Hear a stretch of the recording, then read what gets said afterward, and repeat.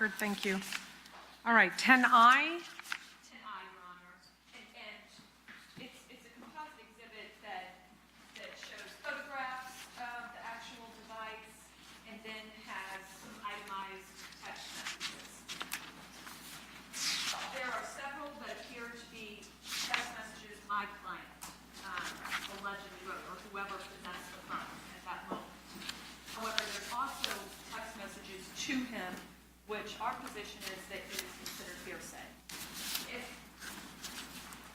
If I'm correct in what the state attempts to allege, they attempt to allege multiple conversations between this particular phone number that they allege was being used by my client and Abdul Robinson Jr.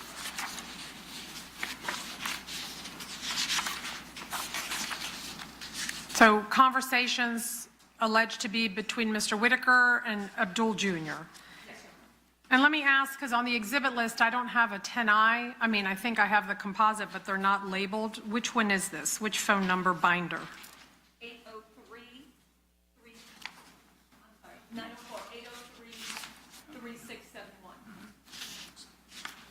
Or I'm sorry, it's the binder under Abdul Robinson Jr., 624-3684. All right, and that binder is labeled what? 10I? Yes, Your Honor.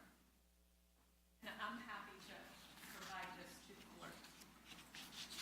Yeah, I'll need to look at it. And so this is a composite exhibit of messages from 904-624-3684. Yes, as well as messages between also 904-866-2370.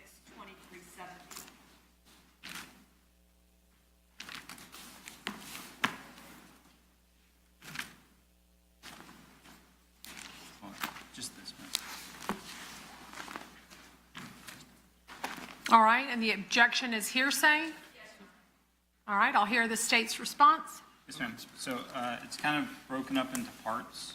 So the beginning of it, the beginning of the conversations that start, and just for reference, the blue boxes, the state's position, are Mr. Whitaker, and the green boxes are Mr. Abdul Robinson Jr.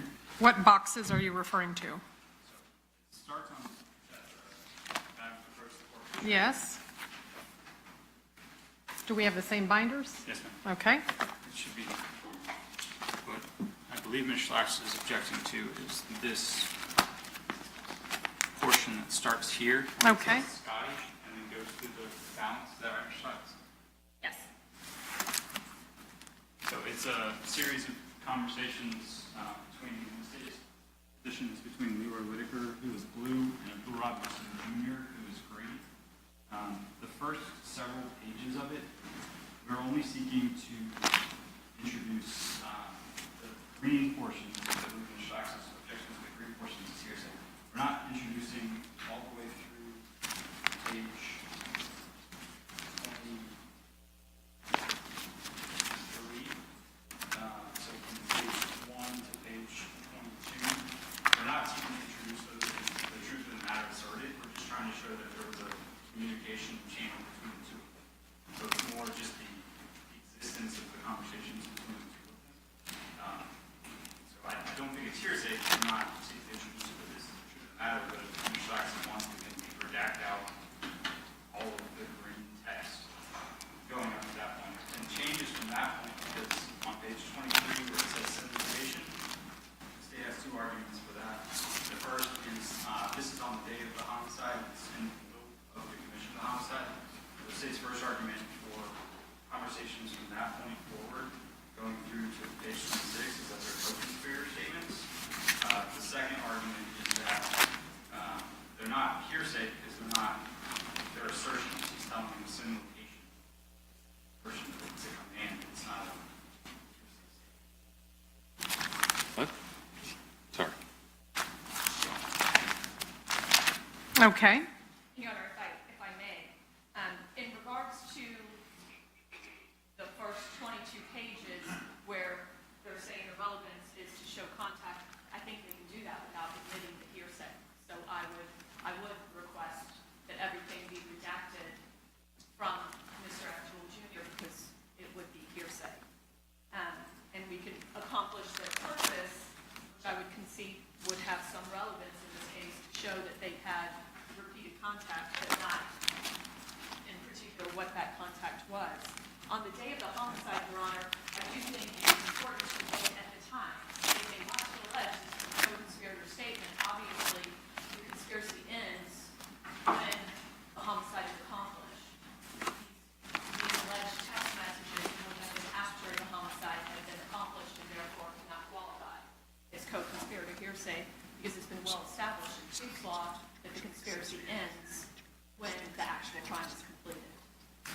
But isn't this allegedly made while they're in Miss Buckley's home?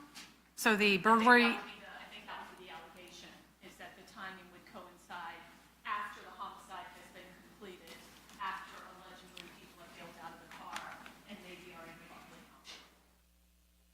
but still then during the crime of burglary with an assault and battery. But Mr. Abdul Robinson Jr. is not considered in any way, shape, or form a participant in that crime, so he could not be a co-conspirator of that crime. He's not charged with it, he's not alleged to have completed it, to aid it in any kind of way. The homicide had been completed allegedly under the state theory when they left the Merrill Road homicide. Okay. All right.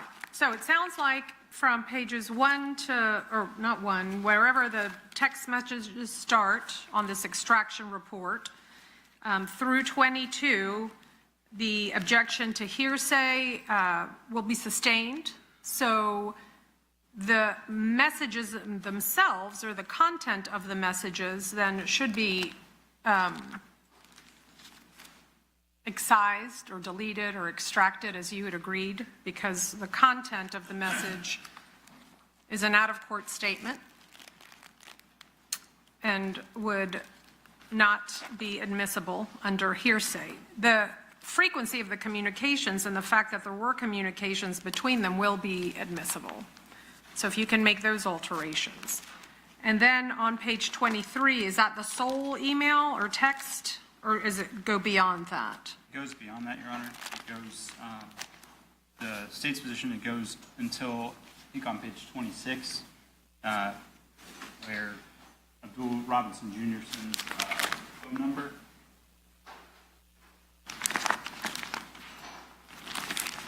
Which the state's position is the phone number of Abdul Robinson Sr., who then Mr. Whitaker starts calling.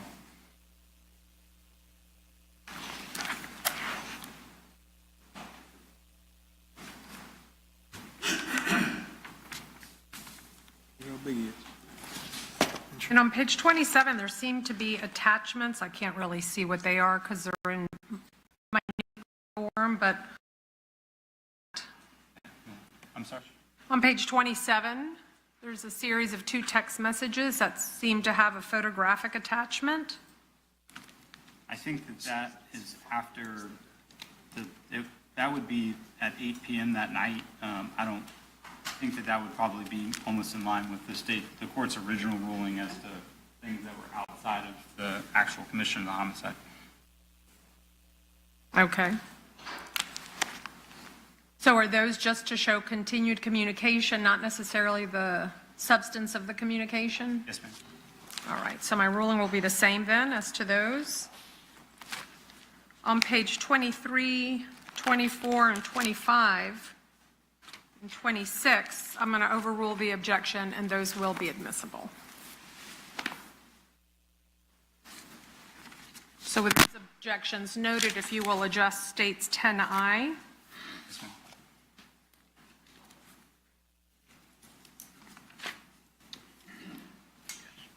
And as to 10I, is there any objection from Defendant Robinson?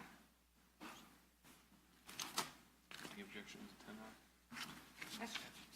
To 10I? And I, as in the entire, No, 10I is only the This is 9B. contents of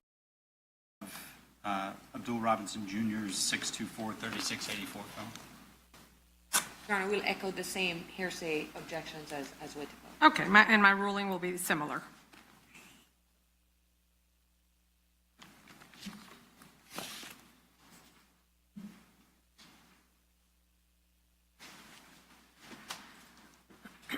Is there anything else? Yes, Your Honor, we're taking a look at a 217-page presentation, and there's What identification number does this have? 9, and it looks like A through at least V. It's a PowerPoint that is basically several exhibits. It's 10J, it's 10I, 10-9U, 9V, and 10H, I believe. Your Honor, I don't know if it was intentional or unintentional, but the one that we looked at this morning was not this. Contained within this is a Celebrate report from my client's 1595 number, and the state is seeking to admit notes that were entered in on his iPhone. And in reading these, it clearly looks like lyrics, given the fact that they rhyme.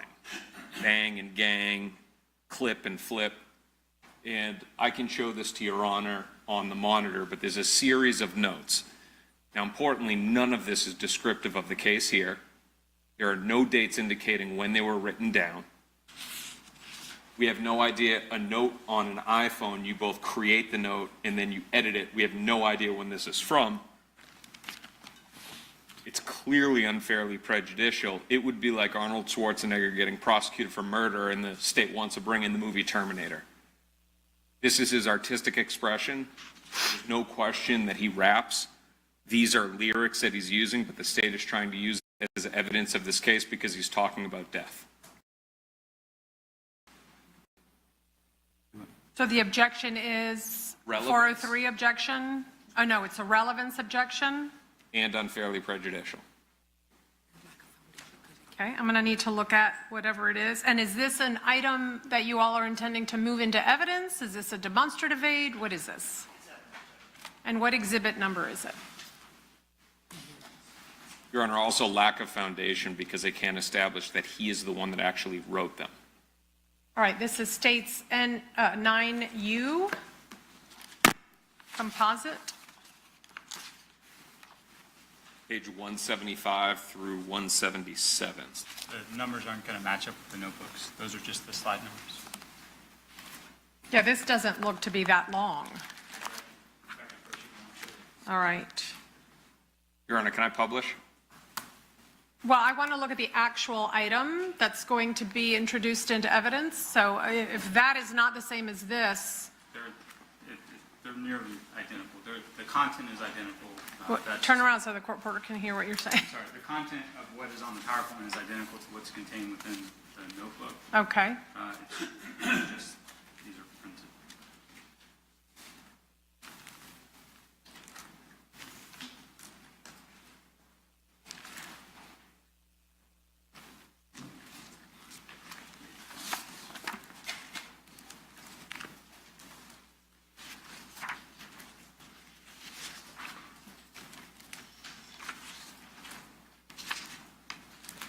Toby, you have the notes in here?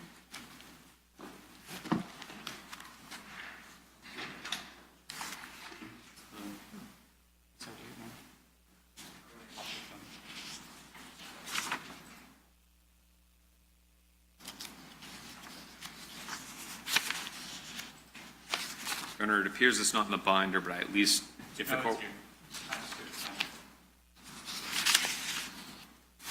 I'm sorry. It's the front and back of the package. Okay.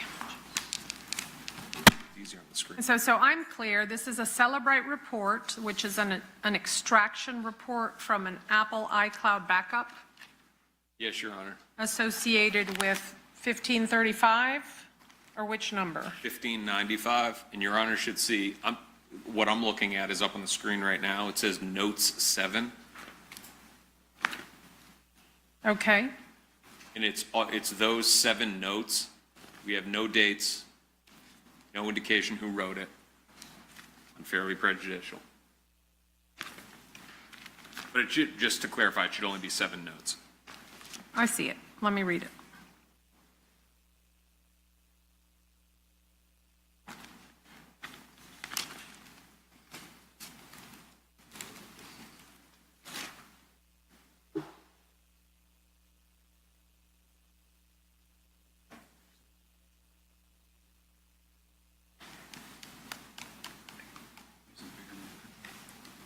We can see it, he does draw it.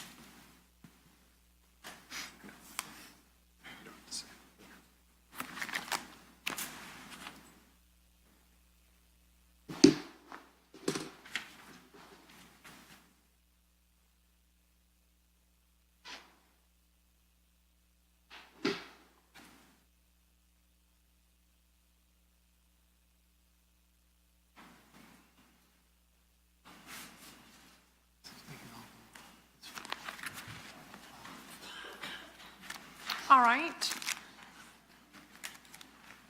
So as to relevance and prejudice, let me hear from the state. How is this relevant? What information do you have in terms of dates or creation or?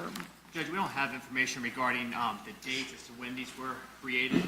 The state's argument is that it doesn't matter. It either predated the murder and then he acted out what is articulated in these notes, or they were created after the murder, which reference what happened during the murder. And so the state's argument is that these are very, very descriptive, and they seem to outline exactly the behavior that was captured on the dash cam in terms of the murder. We also have evidence and testimony regarding the fact that Mr. McCormick was targeted because he was affiliated with 6 Block when he made that song regarding Willie Addison. They are the ops to ATK. That is referenced in these notes about going after your ops. Judge, you better not rep that 6. You're going to get hit out here. The top note on number 5. Those in conjunction, when read together, are very descriptive and outline what we believe happened in this case and what the evidence the state has presented has seemed to corroborate this. Your Honor, the state has presented that my client is an artist. He's a rapper. Music videos that he's been involved in. They've also entered in Charles McCormick's song and talked about the fact that he was rapping about something that he was not involved in. That is the culture of drill rap, that people are rapping about things that they may or may not have been involved in. The fact that the state is coming back and saying that it's evidence of this murder when they've also hit him with another, what we consider to be a horrible murder case for them, it is not relevant in this case. It does not in any way indicate involvement in this case. And again, you cannot remove out the artistic expression of this. So the lack of any dates and the specificity, Your Honor, we maintain this is not relevant. All right, thank you. As for relevance, I am going to overrule. As for 403 balancing prejudice to the probative value, I will also overrule, so they will be able to come in to trial. What exhibit number again is that? Is that 9U you all said? Yes, Judge. All right, I don't have 9U listed on my exhibit list, so tell me which one that is. Okay. All right, thank you. Your Honor, I apologize, and this is not going further on your ruling or contesting it. The government before this trial withdrew the gang enhancement, and this is indicative of gangs. Okay. They've tried to hedge it with groups, but this bringing in gang, I would say that it is not relevant given the fact that they voluntarily removed the gang enhancement. All right, thank you. The record is made. Anything else we need to address before we bring the juries out?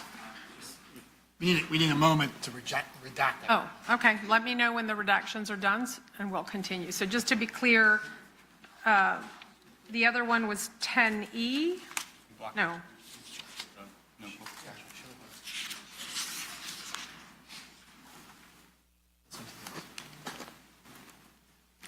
I'm not sure. Do you have an updated exhibit list? Judge, I got another one. Yeah, just because the exhibits at the end of this list don't have letters. Thank you.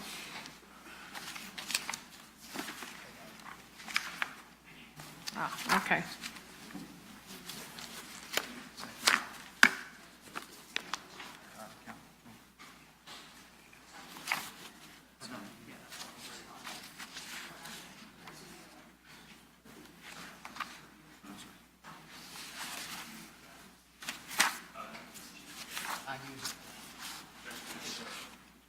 I don't have them. I've returned them.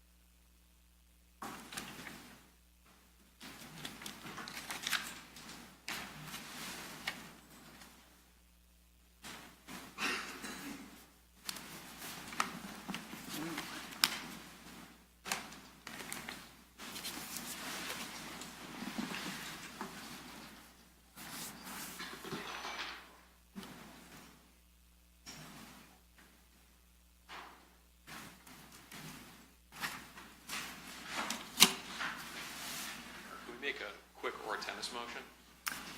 Sure. The phone, the phone that they're saying that these extractions are from, I can't remember if it's already in, but we want an ability to be able to inspect the actual phone. Do y'all have that phone? I don't know. Which one, I'm sorry? The one for the download of these notes, we want to look at the actual phone. We question whether they're in the phone. The notes are from the iCloud. It's the iCloud backup. I understand. They also have the phone, and we're asking to inspect that phone. There's the 704-1595 phone that's associated with that iCloud account. Yes. You have that complete and full download. We'd like to inspect the actual phone. Okay. Did y'all not have an opportunity to do this before trial? Wasn't a need. Okay. Well, during a recess, then, if we have the phone here, you are certainly free to inspect it. I don't know if it's powered up, on, or working. I don't know what condition it's in, but I think I have it. you can inspect it. We're not sure if the phone is in our office or in the property room, but we'll check at the break. Okay.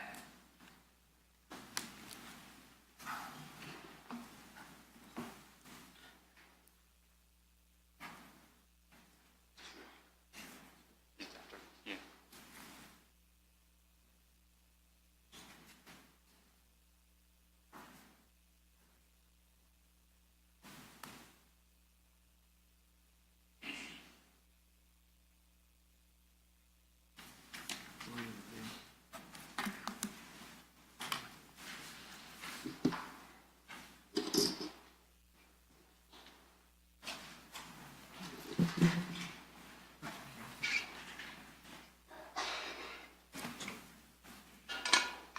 Watch the witness. Just up there.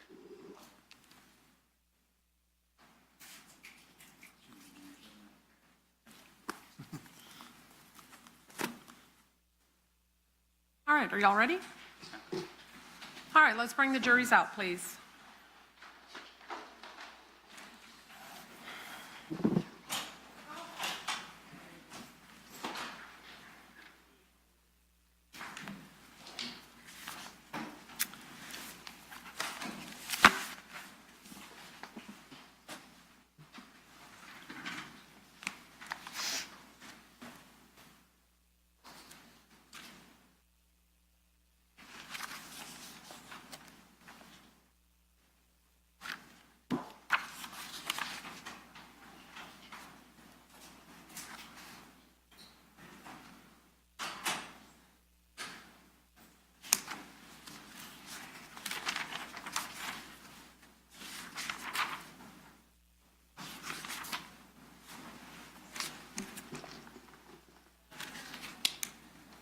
Are they ready?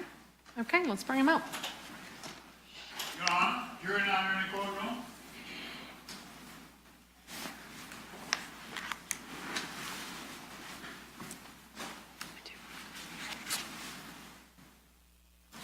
Still have 13.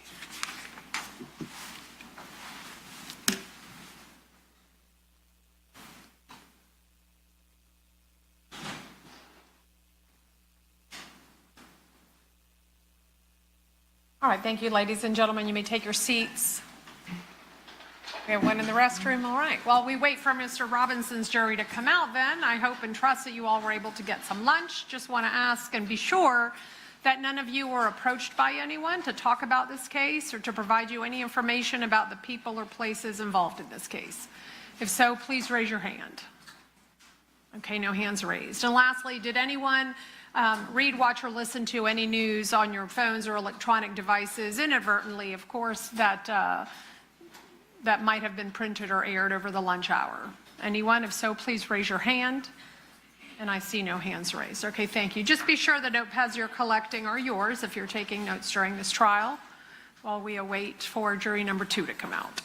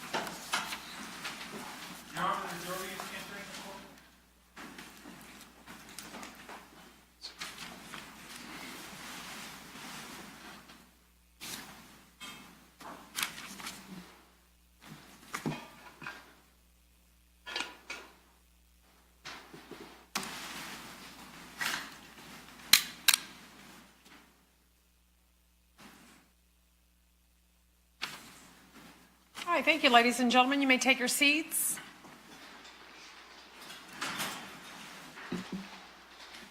All right, ladies and gentlemen, please be sure the notepads you're collecting are yours if you're taking notes during this trial. And I will ask, as I always do, just to be sure that over this lunch recess, no one has attempted to approach you or speak to you about the case or provide you any information about the people or places involved. Has that happened to anyone? If so, please raise your hand.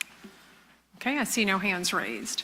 And lastly, if anyone on your electronic devices may have inadvertently read, watched, listened to anything that may have been on your devices, either by news or otherwise, that has anything to do with this case. If so, please raise your hand. All right, and I see no hands raised. All right, thank you, ladies and gentlemen. All right, we will continue with the state's case in chief. So, State, you may call your next witness. State would call Detective Ostertag. Detective Ostertag, please.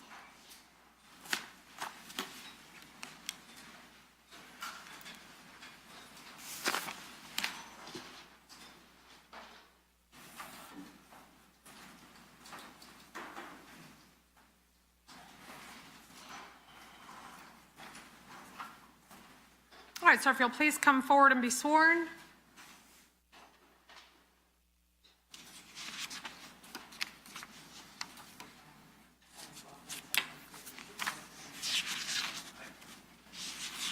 All right, if you'll have a seat there in the chair, please be sure to speak loudly, clearly, and closely into those microphones so you can be heard by all. You may proceed. Thank you. Good afternoon. Will you please introduce yourself to the jury? Good afternoon. I'm Detective David Ostertag, And where are you currently employed? Jacksonville Sheriff's Office, How long have you been with the Jacksonville Sheriff's Office? for almost 19 years now, You're kind of soft-spoken. sir. How long? 19. 19 years. What is your current assignment at the Jacksonville Sheriff's Office? I'm a detective under the Homeland Security Division in the Computer Forensic Investigations Unit. And can you explain the responsibilities of a detective in the Computer Forensics Division? As a detective in that unit, I am tasked with examining digital evidence. That may be computers, cell phones, cloud accounts, social media accounts, basically anything that holds electronic data. Do you have a I'm sorry? Do you have a background in computer science? Yes, I do. I have a bachelor's degree in management information systems from Auburn University. And can you outline for the jury your education and training as it relates specifically to cell phones, computer analysis, that sort of thing? I've been trained by the Secret Service at the National Computer Forensics Institute, as well as the Federal Law Enforcement Training Center in various disciplines of digital forensics concerning computers, mobile devices, cloud downloads. I've also been trained and certified by the International Association of Computer Investigative Specialists with a certification in both computer and mobile device examination. And I've also been trained and certified by the Cellbrite Corporation in the operation and analysis using their hardware and software. Do you have a continuing education? Do you continue to get classes? Yes, I'm How often continuing. do you do that? Yearly, I usually attend between 40 and 80 hours of training. And have you testified before as an expert in computer forensics? Yes, I have. Your Honor, at this time, the state would tender Detective Ostertag for voir dire. Any additional voir dire from Defendant Whitaker? From Defendant Robinson? All right, you may proceed. Detective, you said that you have training in Cellbrite. Can you explain to the jury what Cellbrite is? Cellbrite is our vendor for hardware and software used mostly for mobile device and cloud examinations. Okay.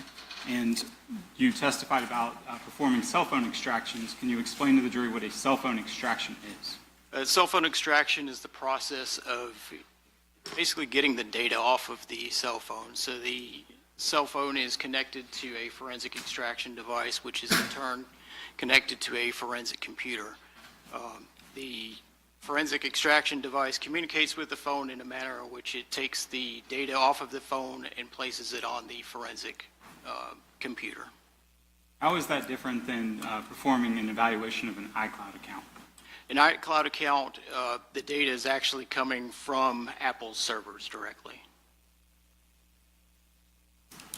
And what types of data are you able to obtain from a cell phone extraction? There's two different categories of data that we get off cell phones. That's system data, which might be log files, locations, It's basically background things that a user can't usually interact with. And then there's also user data, which would be text messages, phone logs, and various other pictures, videos, basically anything that a user can look at on their phone.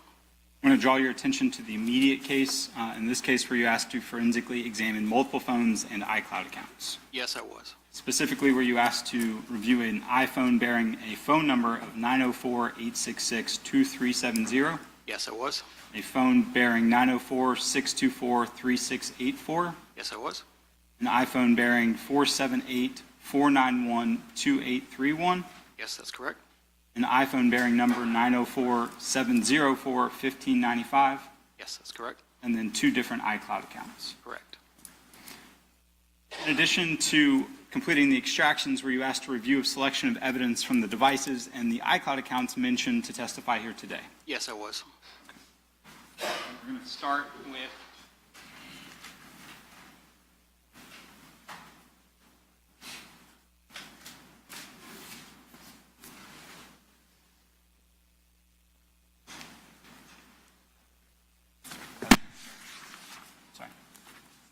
start with what's been marked as State's Exhibit 10G. Can you take a look at 10G? Yes, sir.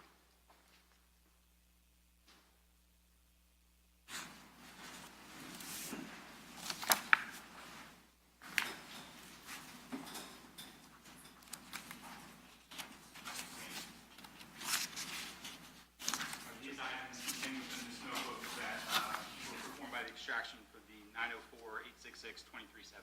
Yes, they are. Your Honor, at this time, the state will move into evidence which is marked as 10G as, I think, it's 240. Okay, any objection from Defendant Whitaker? No objection, Your Honor. Objection from Defendant, Previous motions and objections, Your Honor. okay, thank you. State's Composite Exhibit 10G will be marked into evidence as State's number 240. May I publish? Yes.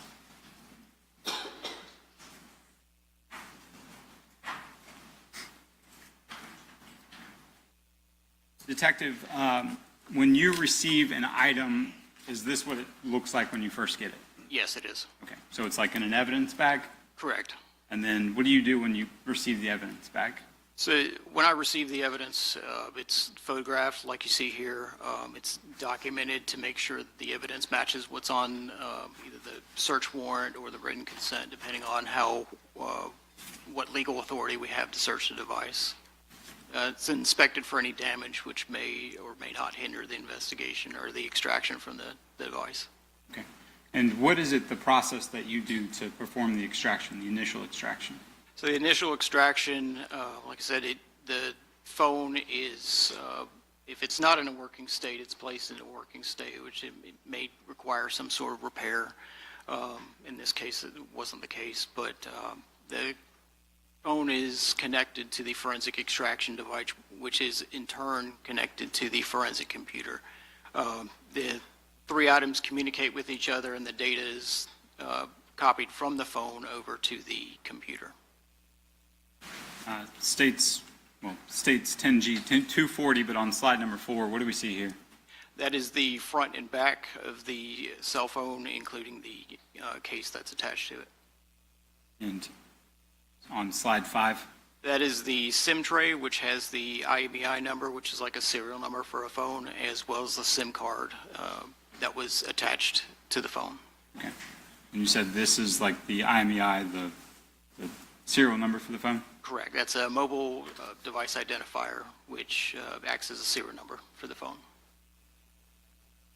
When you're performing a forensic evaluation, are you able to obtain device information like the IMEI, the phone number, et cetera? Yes, I am.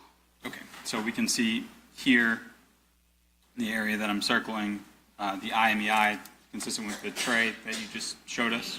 That's correct. Okay. And then what is the MSISDN? I'm sorry, hold on one second. The MSISDN, what is that? That is the phone number that's assigned to the device. Does the phone name itself, or can anybody name it whatever? The user can name the phone whatever they want to.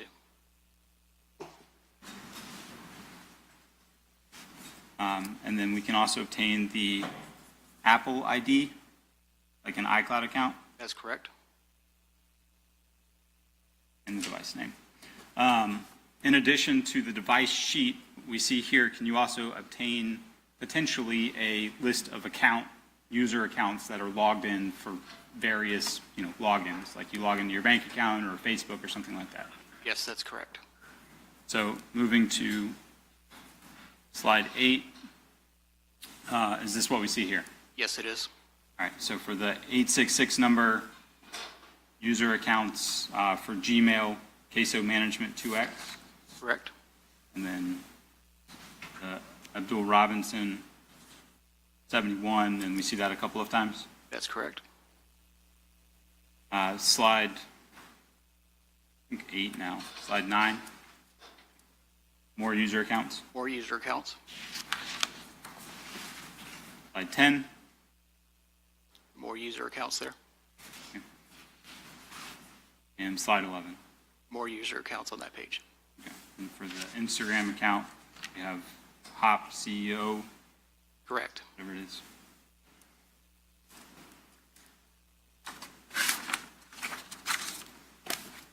In addition to pulling the user accounts, are you also able to generate reports from the phone? Yes, that's correct. They tell me everything that I'm looking for kind of within these parameters. Correct. And were you asked to look for all contact with the 866-2370 number with the 478-491-2831? Yes, that's correct. So on slide 13 here, can you tell the jury what we see? This is a contact sheet for the 478-491-2831 phone number. It comes from different databases on the phone. In some cases, the Interaction C database, which logs interaction between parties, as well as on the top you see a chat participant, and the next one is a recent call. Slide 14. Slide 14 is a timeline. It has a instant message there, which contains a video file, and then below it, it's outgoing SMS message, which is a text message. At the same time, it's logging those first three at the same time. So the Interaction C database logs the contact between the parties, as well as what that contact was. So you see the outgoing SMS message. And then the last one is Apple authentication process, which is something Apple uses to make sure you're contacting another Apple user. Okay. And you're very soft-spoken, so if you can keep your voice up. Sorry, yes, sir. Here we see a library attachment. Is that what this photograph is? Yes, it is. Movie file. Yes. Slide 15, what do we see here? Slide 15, you see number 5 is an instant message from the 478-491-2831 number saying who this. It was sent to the 866-2370 number. And then the Interaction C database, like we discussed, it's logging that interaction in those two parts of the database, an incoming SMS message, as well as logging interaction between the two parties. All right. And down here at 8, where we see that your line has been restored, can you explain to the jury what that is? So this is a text message from the T-Mobile Corporation using the 456 handle. It's a system message from T-Mobile saying the phone number has been restored.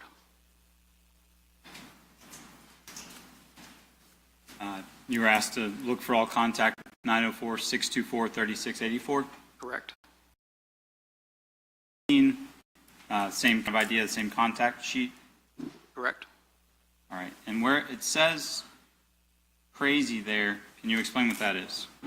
The crazy, it references the contact that's in a person's contact library. So that this particular person with that user ID is stored as crazy in this phone.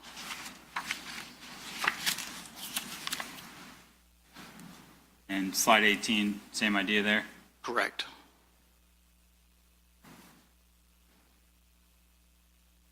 Slide 19, contact with 624-3684 on December the 26th, 2019. Correct. And can you tell the jury what we see here on slide 20? So here you see a text message sent between Crazy 904-624-3684 and the Abdul Robinson 71 iCloud account. It was sent from the Abdul Robinson iCloud account. It states, "I wish I never bond Willie out."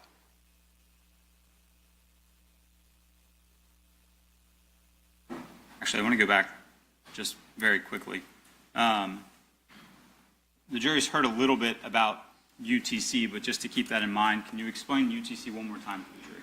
So the UTC -5 is a reference point for time zones. In this case, the UTC -5 is 5 time zones to the west of the Greenwich Mean Time.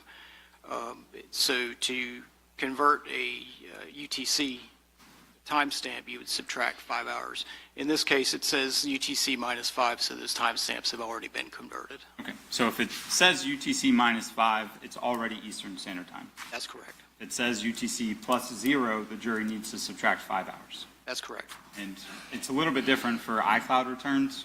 It is different for iCloud accounts, just based on some limitations of the software that we use.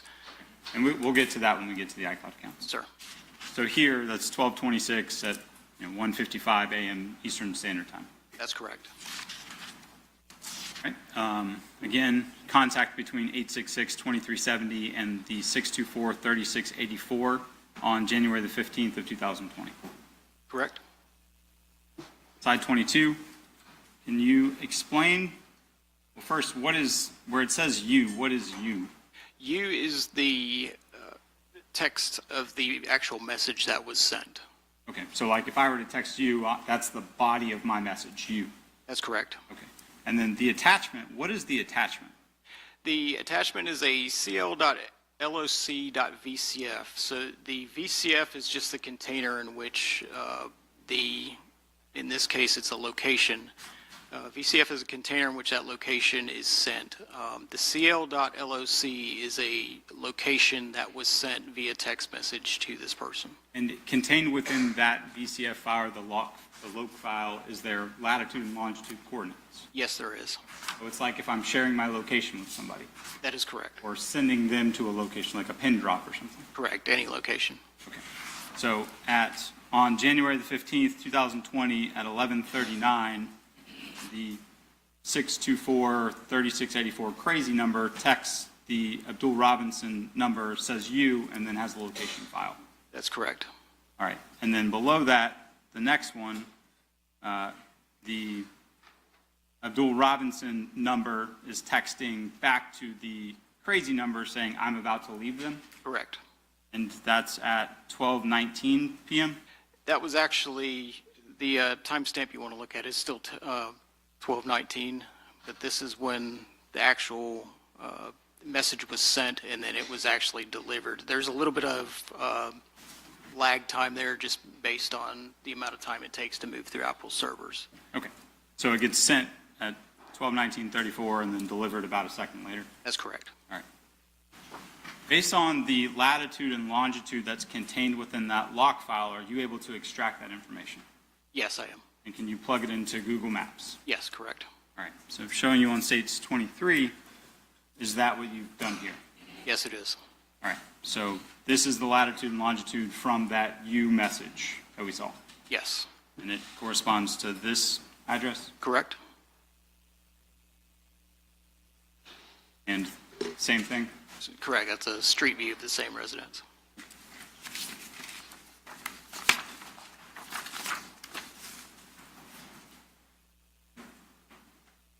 Again, asked to look for contact between the 866-2370 and the 478, now 305-9583 number.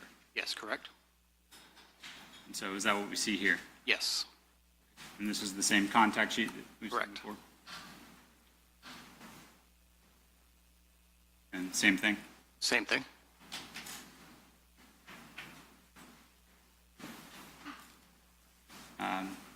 Slide 28, the continuation of those contacts between those two numbers and that same photograph we saw earlier, the same video file? Correct. There it is again. There it is.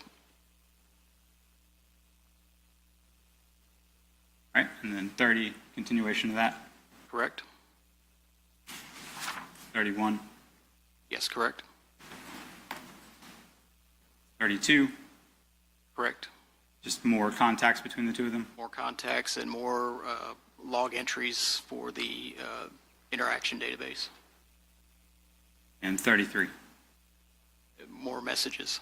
Okay. And that same thing where that number is saying to the 866 number, hey, your account's been activated or whatever. That's correct.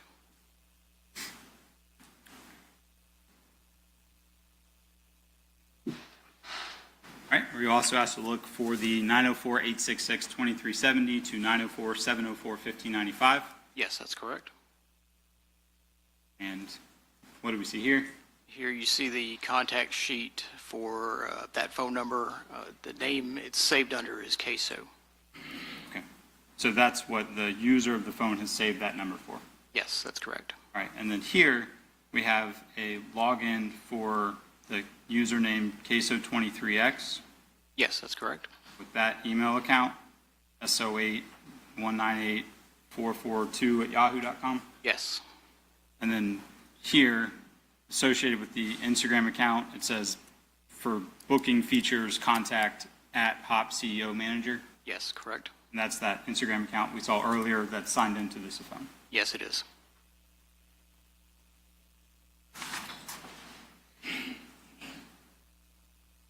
In addition to contact logs, communications between parties, are you also able to search for photographs? Yes, And in this instance, did you find a saved photograph on the 866-2370, a saved photograph? yes, I did. So on 37, can you explain to the jury what this is? So this is a screenshot of an Instagram post. It was saved to this device on March 30th, 2020 at 6:57 p.m. It's already been corrected for Eastern Daylight Time in this case. And the content of the saved, it says Ksoo23x here at the top. Correct. So that's the account that it was posted under, and then the caption, RIP Big Brother, you know I stood on all 10 about you, and then don't speak on Willie, and then been a year. Now, based on this, do you know if that's the day that the Instagram post was made, or if that's just the day that the screen capture was taken? That's just the date that the screen capture was made.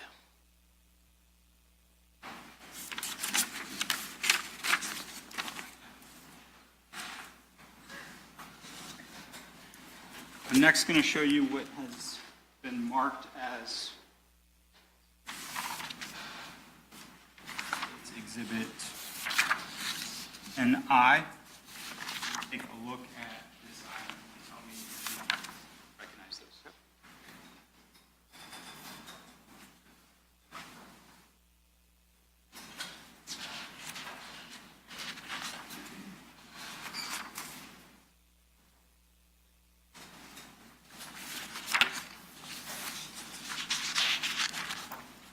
This is items from the extraction report with the number 904-624-3684. Yes, it is. Your Honor, this time, the move in was marked as NI, as states 241. Okay, any objection from Mr. Whitaker? Just subject to the prior objection, Your Honor. All right, any objection from Mr. Robinson? Previous motions and objections, Your Honor. Okay, and those being overruled, we'll move 10I composite exhibit into evidence as states 242. 242. And published? Yes. All right, detective, jury's going to get used to this pretty quickly, but slide 41, do you see that? Yes, I do. Same idea as before, you receive the phone in the evidence bag, Correct? check the phone, make sure working, functional, that sort of thing? Yes, that's correct. Okay. Slide 42, same idea, take photographs of the phone. Correct? And slide 43, same idea, SIM card and SIM card tray. That's correct. Yeah, no, I'm doing this one now. I'll move on to that one next.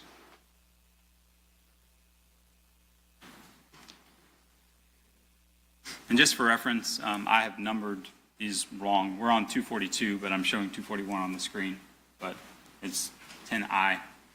for the 624-3684 number. Yes, sir. All right. Moving on, device information sheet, same idea. So we've got the MS-ISDN number, it shows the phone number, Correct? the IMEI number for the SIM card tray that you talked about, That's correct? the Apple ID again, Correct? and there's the MS-ISDN again. Yes, that's correct. Sometimes can a phone be used by multiple different, like if you sell your phone, somebody else can use the phone or different SIM card or something? Yes, correct. You may have like a last used the MS-ISDN that's different. Yes, that's correct.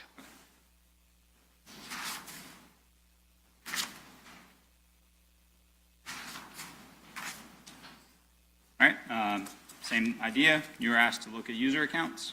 Correct? So we see multiple logins as the original gangstajithop@gmail.com. Yes, that's correct. Same idea. Yes, that's Facebook and additional other accounts. Same idea. Same idea. You were asked to look for messages with 702-918-4911, Yes, correct. specifically on December the 28th of 2019. Correct. Can you explain this page? So these are text messages on that date between the 904-624-3684 phone number and the 702-918-4911 phone number. These were sent between 1:56 p.m. Eastern Standard Time and 3:16 p.m. Eastern Standard Time. Okay. And the content, The inwards at the house? inwards at the house, the user of this phone, the 3684 number, asks who, and then the 4911 number says McCormick, and then the 3684 number replies okay.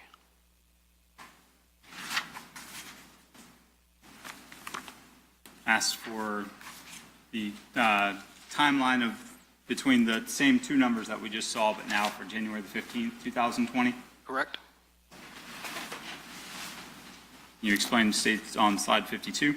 So these are the call log entries between those, are on that date between the numbers. Okay. So jury can look at it and see the kind of the back and forth of what's going on between these two phones. Right, correct. 702 calls, there's a conversation, and then this number calls that number back and forth going on. Correct. And some of them were answered, some of them were not answered, some were missed, but the headers on the columns explain what everything means. Okay. And then this column, sometimes they're using FaceTime video calls. That's correct.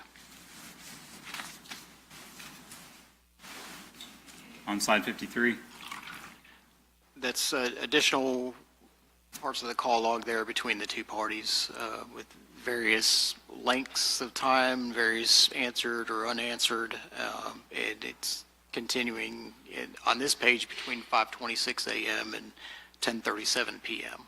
okay. So this phone for 7, 8, and 9 on this slide is trying to call that number repeatedly and is getting a not answered, and a 6-second call. Correct. All right, and then jumping ahead, this phone, again, tries to call that 702 number at 11:49. There's a 2-second duration, That's correct. and then we don't get another call until 4:14 that afternoon. Correct, and that one was not answered.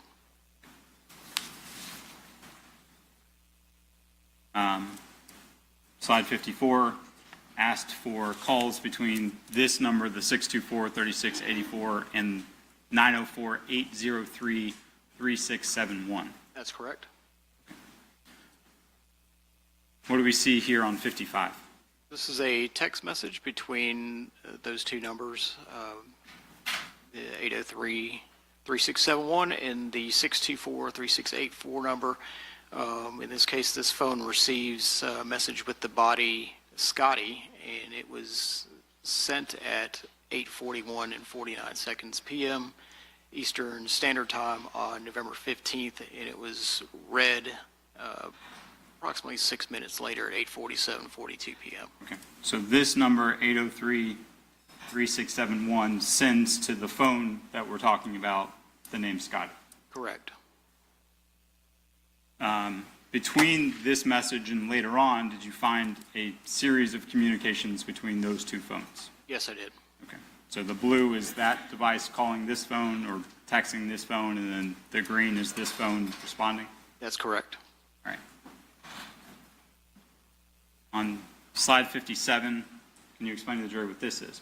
This is a picture message that was sent between, or from 803-3671 to 624-3684.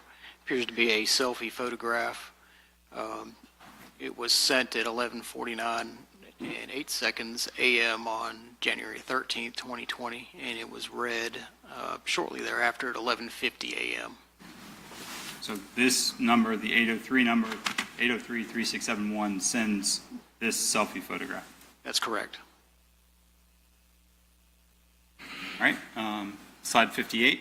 We're now on to January the 15th of 2020 at 11:05 in the morning. That's correct. And what do we see here?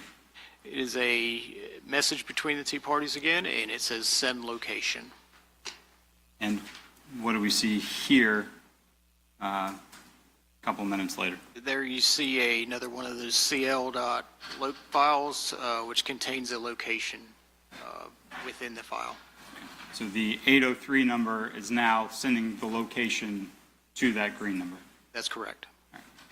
And again, are you able to extract the latitude and longitude coordinates from that location file Yes, I am. and able to map them in Google Maps? Yes, that's correct. What do we see here on slide 59? These are three additional cl.loc files, which contains location information, latitude and longitude. So at 11:20 a.m., 11:20 a.m. again, 11, those are the times they're actually sent, right? Right, the sent is at the bottom there. So the first one was sent at 11:08, the second one was sent at 11:09, and the third one was sent at 11:18. And then all three of them were just read at the same time? That's correct. And again, you're able to extract the latitude and longitude coordinates from those loc files? Yes, that's correct. It's slide 60, same idea? Correct. Two additional location files. One was sent at 11:21, the other was sent at 11:41. Okay. And then at 12:03 p.m., this phone that we're looking at sends back to that 803 number this phone number. Correct. And that's the first phone number that we looked at earlier today. Yes, that's correct.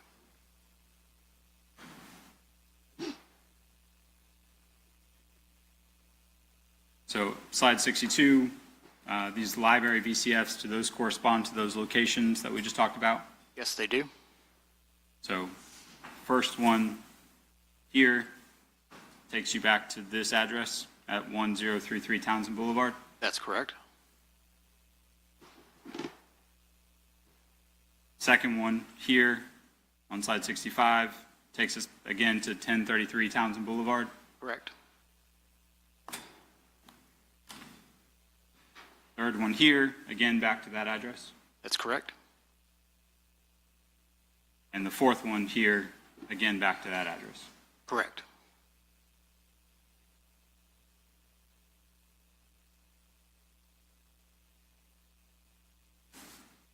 You were asked to pull the calls between those two numbers, the ones that we just looked at with the shared locations. Yes, I was.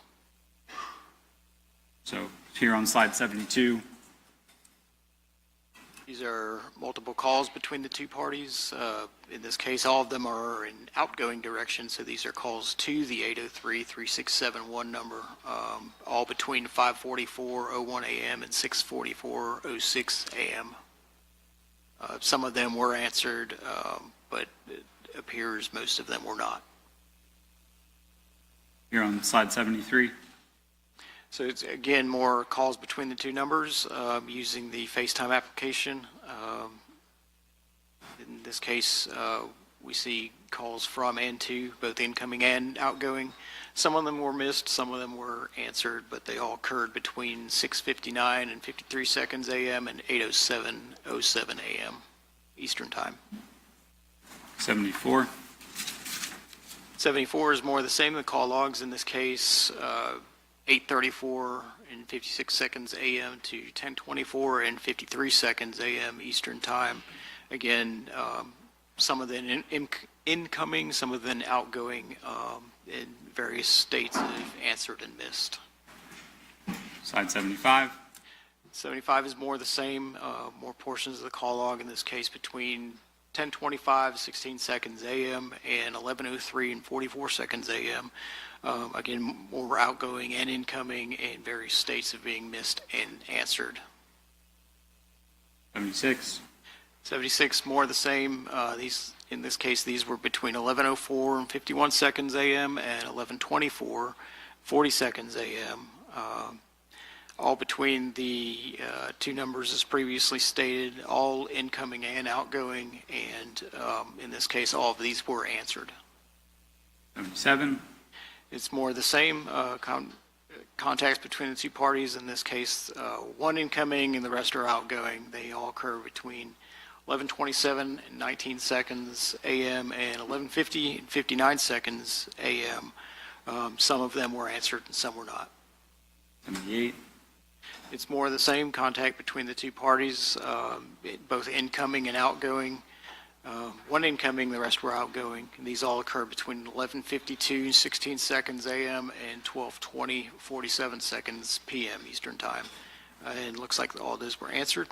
And then finally 79. The next one is more the same, outgoing calls and incoming calls. All of these were answered, one was not answered, the rest were answered. They all occur between 12:21, 24 p.m. and 11:19 and 42 seconds p.m. All right. You were asked to look at contact between this phone and the first phone that we looked at. That's correct. Let's see here on 81. Correct. It's portions of the call log between these two parties. These were all calls on January 15th, 2020, between 11:35 and 13 seconds a.m. and 12:48 and 41 seconds p.m. What is low key?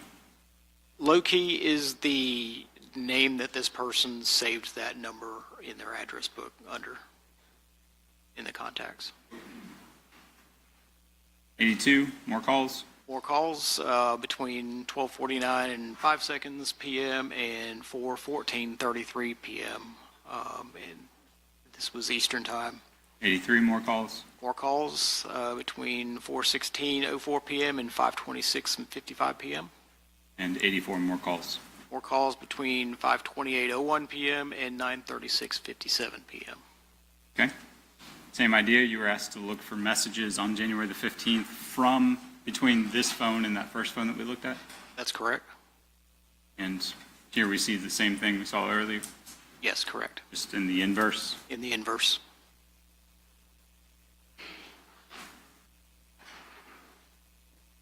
And again, you're able to pull the location data from the log file.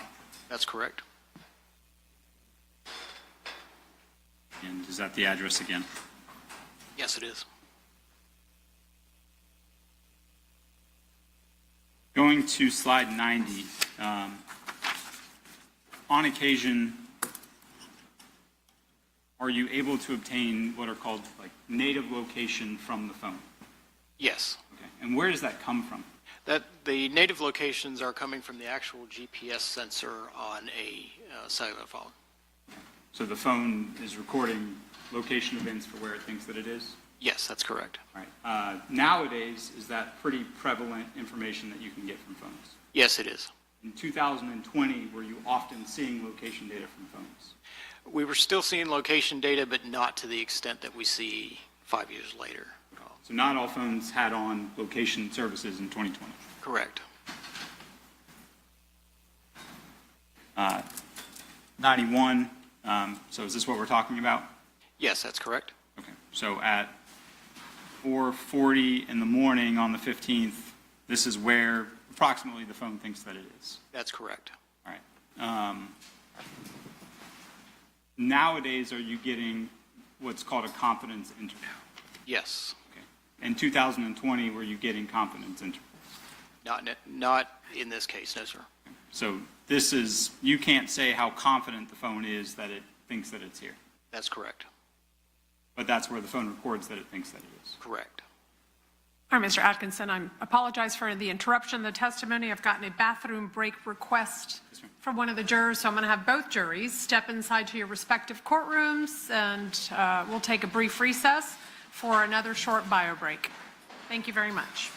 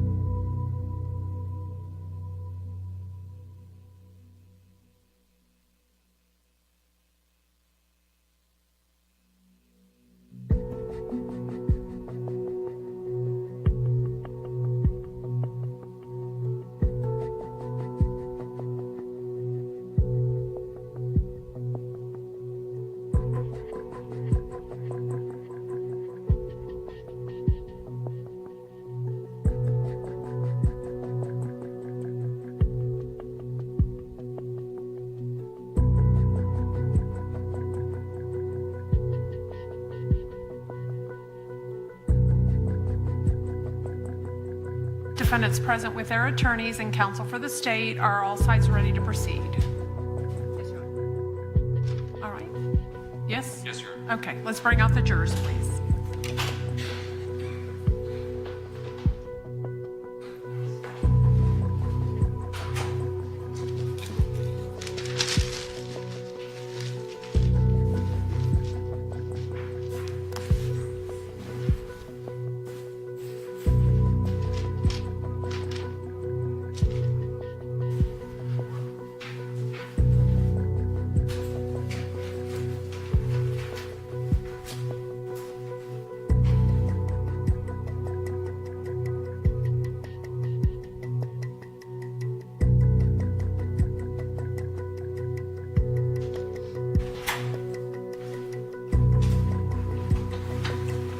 Yes. You're not in the courtroom?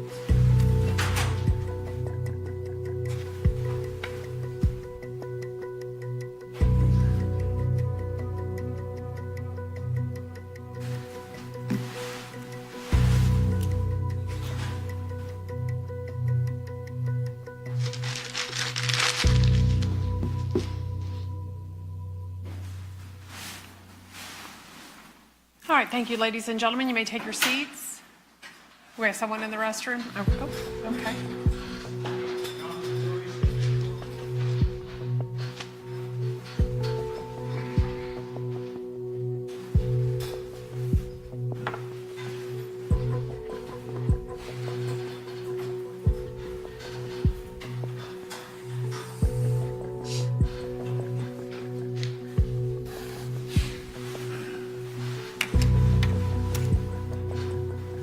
All right, thank you, ladies and gentlemen. You may take your seats.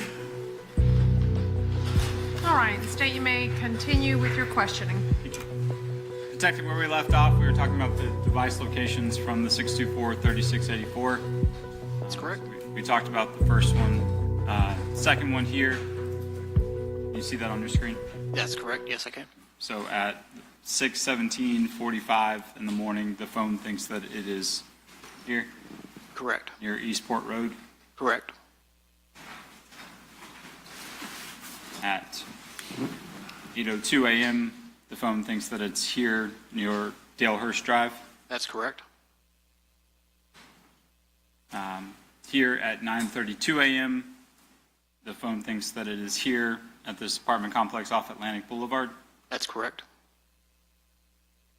Here at 11:45 a.m., the phone again thinks it's back on Dalehurst Drive. That's correct. Here at 1:22, the phone now believes it's back where it started at Brown Jersey Court. That's correct. In addition to location data, are you also able to determine like what searches somebody has searched for on the phone? Yes, that's correct. So here on the 16th of January, 2020, this phone searched for how to delete map history off your phone, That's correct. and also asked how to transfer messages from my phone. Correct.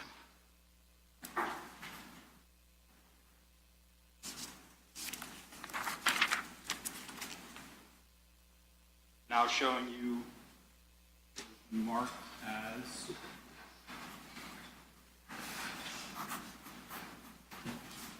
it's Exhibit 10H for identification purposes. Take a look at this.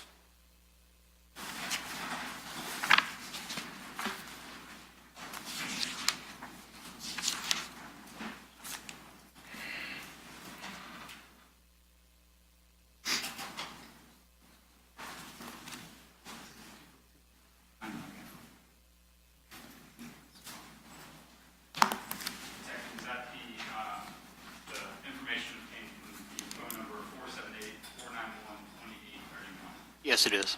Your Honor, this time the state of moving evidence marked as 10H as 241. All right, any objection from Defendant Whitaker and from Defendant Robinson? Prior motions and objections, Your Honor. Okay.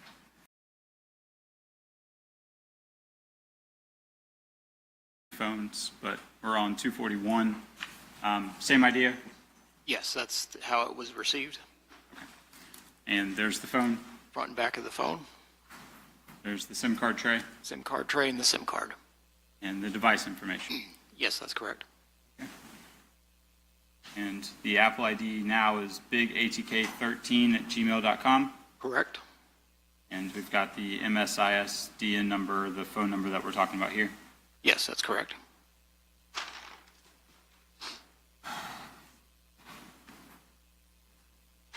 Same thing, user accounts. Correct. All right, so we have the bigatk13@gmail several times. Yes, that's correct. Same idea. Same accounts, still for all the Apple services. And on 109, we see the big ATK, but then we also see Crazy K. Correct, As with the the Twitter account. 110, again, Crazy K, K Crazy. That's correct, for Instagram this time. Okay. And then we also see that same original gangsta jit hop from the 624 number. Correct, with a Dropbox account.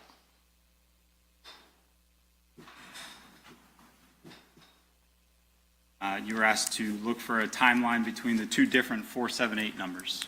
That's correct. So the 491, 2831, and the 305, 9583. Correct. And this is on January the 15th, 2020. That's correct. Can you explain what we see here on slide 112? So these are log entries that are logged in the Identity Lookup Service, which is a service used by Apple to ensure that the person that you're trying to contact has a valid Apple account. In this case, you see it at basically three different times: 11:39, 36 seconds a.m., about 21 seconds later, and then later on, 5 days later at 7:51:39 p.m. But it's all the same process. It's ensuring that the 478-305-9583, which is a number that this phone is trying to contact either by text message or by phone number, it's just making sure that that number is a valid Apple account. Okay, so if I am trying to call you, the first step that the phone is going to do is say, is this a valid number? Correct. And then this is Facebook or this is the phone indicating that the number has been authenticated. So my attempt to call you is allowed to go through. That's correct. All right, and so we've got at 11:39 a FaceTime audio call and 11:39 a FaceTime video call. Right, and to further that point, FaceTime can only be used between Apple users, so that process has to run in order for a FaceTime call to be successful. All right, so we're going to go into an item located on the 478-491-2831, a location preview. Correct? So I'm showing you on slide 114. So first, explain to the jury what this page is. What do we see here? This is a file details view. It's a screenshot from the Cellbrite program itself. But So is this what you see on your computer when you're performing a Cellbrite extraction and validation? yes, that's correct. All right, go ahead. Sorry, I cut you off. No problem. So this is a file details page.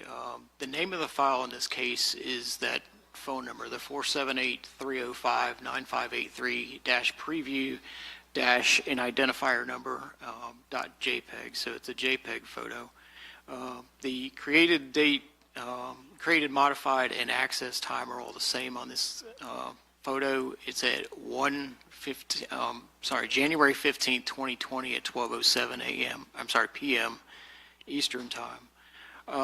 So on the left-hand side, we have some clues as to how that particular photo gets here. It's in the mobile SMS folder here. These are pictures that are associated with a text message. And then we go down here to previews. It's a preview photo. And then the type of preview photo is a location. So based on research with several different devices, I've determined that that particular photo is only present on the phone if someone shares the location via text message. Okay, so that I understand, if you text me your location, and it brings up like a little map in my text messages where I would click on it to go into it. That's what this is. Correct. If I was to share my location with you via text message, a small map in this case, very small picture, as you can tell on the resolution, the 144 by 144 is a very small thumbnail image, but it's a preview photo of the location where I currently am. Okay. Did you ever find a corresponding message that goes with this photograph? No, I did not. But obviously, does the user have the ability to delete messages?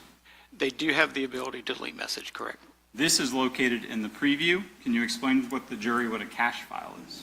A cache file is a background function of, cache files are created as a background function of the phone, and it's primarily used so photos and videos can load quicker on your phone. But in this case, a small version of that photo is saved on the phone. A user, like I can't go into my phone and try to delete this message out of the cache. It's So not the possible. original message, corresponding message may be gone, but the cache file, the user doesn't have the ability to control. That's correct. Okay.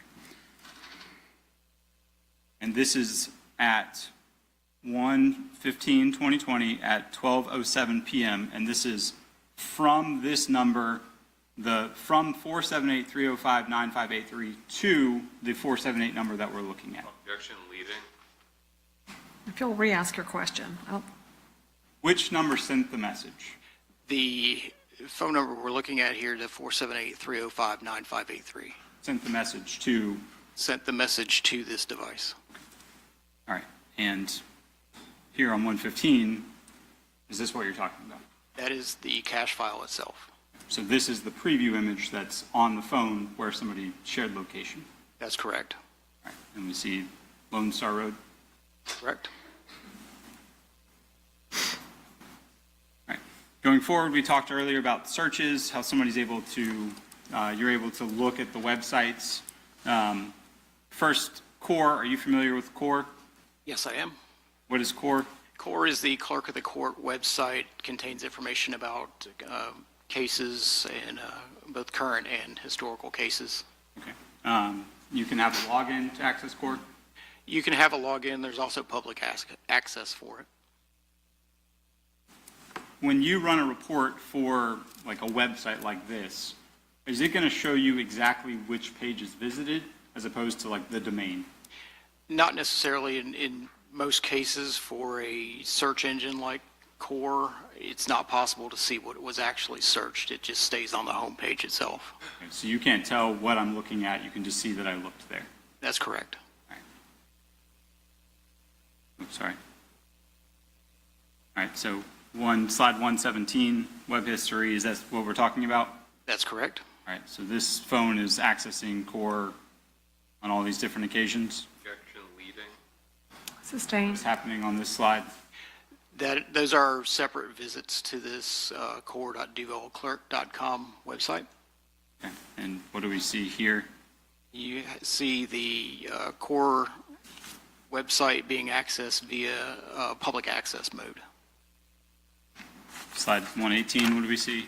It's more the same, the public access being accessed, as well as more visits to the core website. 119, what do we see? More visits to the core website using public access. 120, what do we see? More access to the core website using public access. 121, what do we see? Additional visits to the core website. 122, what do we see? Additional visits to the core website. 123, Additional visits to the core website. and 124. Additional visits to the core website. And specifically at number 26, what time do we see that? That was on January 15th, 2020 at 3:43 and 32 seconds a.m. Eastern Time. Same idea with News4Jack searches? Correct. And again, are you able to see exactly what page was accessed? Not exactly, no. 126, what do we see? On page 126, we see visits to the News4Jack's website on January 15th, 2020. 127, Additional visits to the News4Jack's website on January 15th, 2020. 128, And the following day, January 16th, 2020, those are additional visits to News4JAX. Same idea, but with the JSO inmate search page. That's correct. Can you see exactly what inmate is searched for? Not exactly, no. 130, what do we see? So these are all visits on the inmate search website that the Jacksonville Sheriff's Office hosts. These are all on January 15th, 2020, going to January 16th, 2020. 131, These are additional visits on January 16th, 2020 to the Jacksonville Sheriff's Office inmate search page. 132, These are additional visits on January 16th, 2020 to the Jacksonville Sheriff's Office inmate search page. 123, or 133, I'm sorry. These are additional visits on January 16th to the inmate search page for the Sheriff's Office. Slide 134, Additional visits on January 16th to the Jacksonville Sheriff's Office inmate search page. 135, And more of the same, January 16th, visits to the inmate search page for the Sheriff's Office. you're able to locate photographs on the phone? Yes, I am. Can you explain what's in 137? So this is a screen, it's a photograph of what appears to be a computer screen. It was created on January 17th, 2020 at 9:14 a.m. and appears to be a photo of the inmate search page of the Jacksonville Sheriff's Office. What name do we see there? Genera Smith.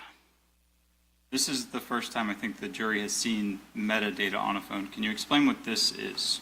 So metadata is basically data that concerns other data. In this case, this is data that contains attributes about this particular photo file. In this case, it shows the make and model of the phone. In case it's a Apple iPhone 11, but it also has a capture time, which is what the actual time that the photo was taken. And then in this case, it was taken on January 17, 2020 at 9:14 and 2 seconds, which also matched the modified and access time of this photo. And in this case, it also contains a latitude and longitude coordinate.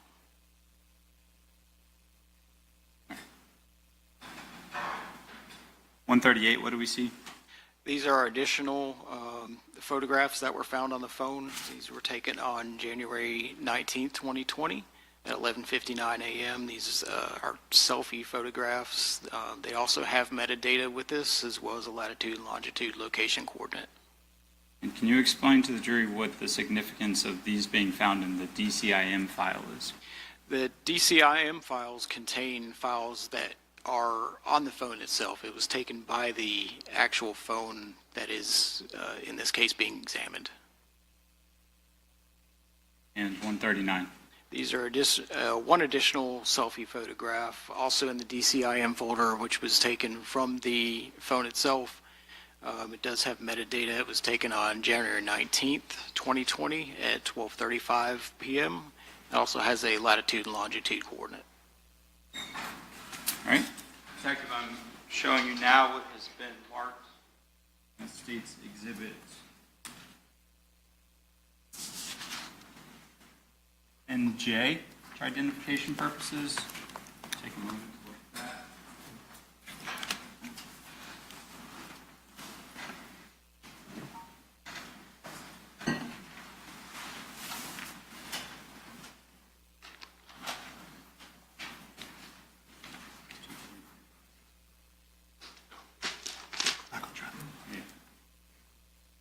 Detective, is that the investigative folder for the phone number 904-704-1595? Yes, it is. Your Honor, at this time, the state movement evidence is marked as N and J, as states 243. Okay, any objection from Mr. Whitaker Subject to prior objections, Your Honor. and from Mr. Robinson? Previous motions and objections, Your Honor. Okay. Those being overruled, 10J will be marked into evidence as State's Exhibit 243. May I publish? Yes. Okay. Back on track. I got my numbers right now. 143, same idea? Same idea. That's how the phone was received. 144, front and back of the phone, 145. the SIM tray and SIM card that was mounted, Okay, so that 58282, correct? and we come to the device ID screen. Same idea? Same idea. It's listed as the IMEI number for that phone, Okay, so that same 58282 there. correct? All right, Apple ID, The Apple ID is S08198442@yahoo.com. and the last used MSISDN. The last used MSISDN, which is the phone number for this phone, is 904-704-1595.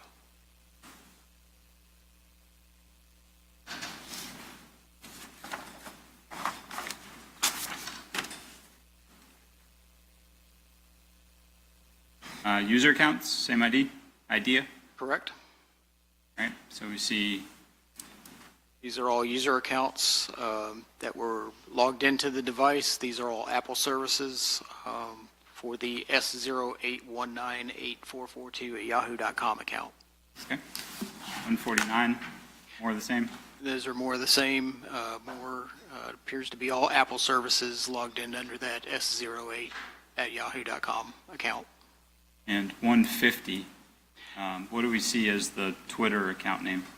The Twitter account for this is ATK Queso.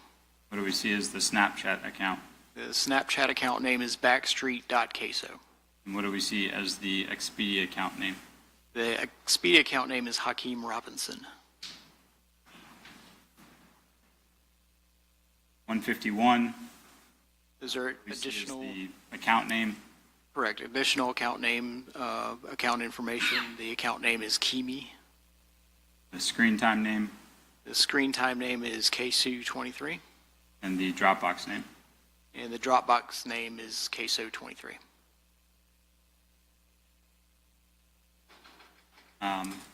Based on your review of this phone, were you able to obtain some media files? Yes, I was. Showing you 153, can you explain to the jury what we see here?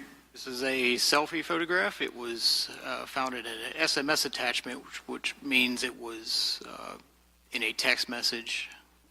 In this case, it was created on November 25th, 2019 at 8:50 and 59 seconds a.m., again, using a FaceTime or attachment through FaceTime.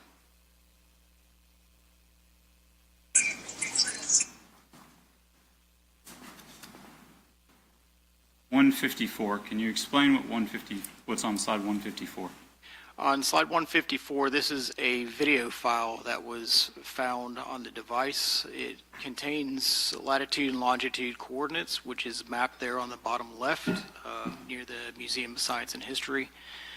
This was found, it was created on December 11th, 2019 at 3:50 and 34 seconds a.m. The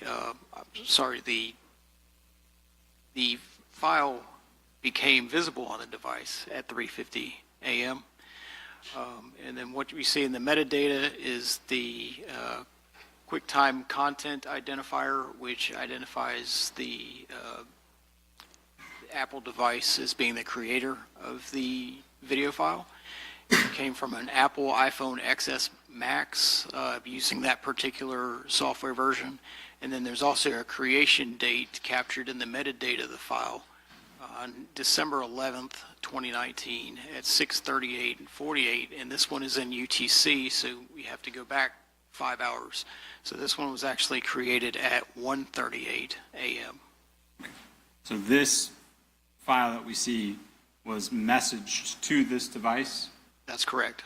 but this metadata here is the actual date and time creation of, so this is, sorry, I'm confusing here, but the top part where we see this created, modified, accessed, that's the creation date on the device itself. Right, that's Jim Leading. Sustain, just rephrase. This portion up here, what is this? This is the time and date that the video was received on this device. Okay. And below it, the metadata, what is that? The metadata is the data that was attached to the file by the Apple iPhone XS Max, which contains information about the photo itself, including the creation date of December 11th, 2019, and in this case, it's 1:38 a.m. Eastern Time. Is that the actual date that this video file was created? That's correct.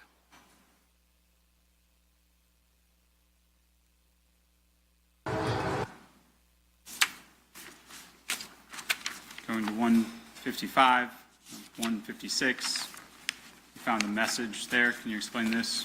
This is an outgoing text message from the 704-1595 telephone number to 904-380-1471, which is saved in the contacts as Diamond Duval. The body of the message says, I just got to Jacksonville, this shit here so boring. It came from the native text message app from the phone.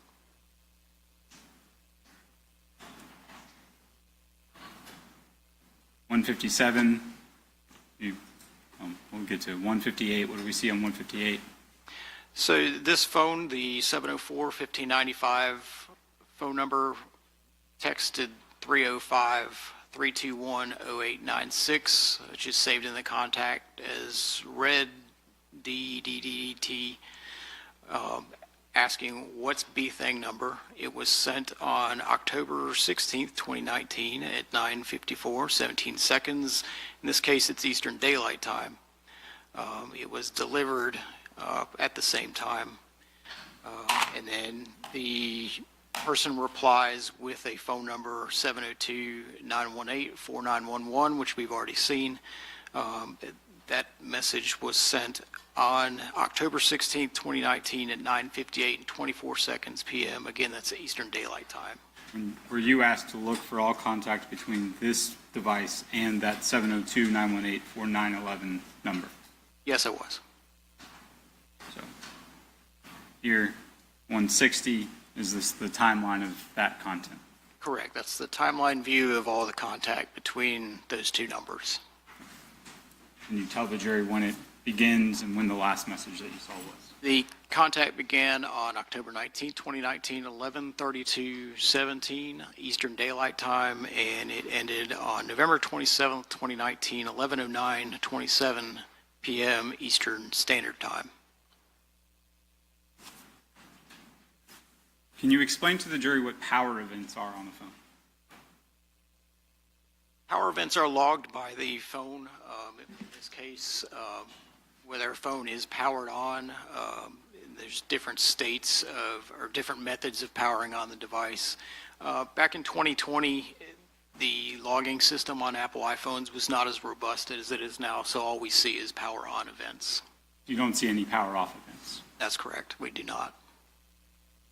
And were you asked to generate a report of power events from the 13th of January 2020 to the 17th of January 2020?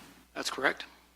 Looking at 162, can you tell the jury what we see here on January the 15th of 2020?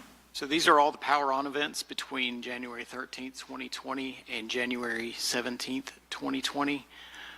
As we see on the 15th, there is a power event at 5:55 and 49 seconds a.m., and then there's another power on event at 1:10 and 36 seconds p.m.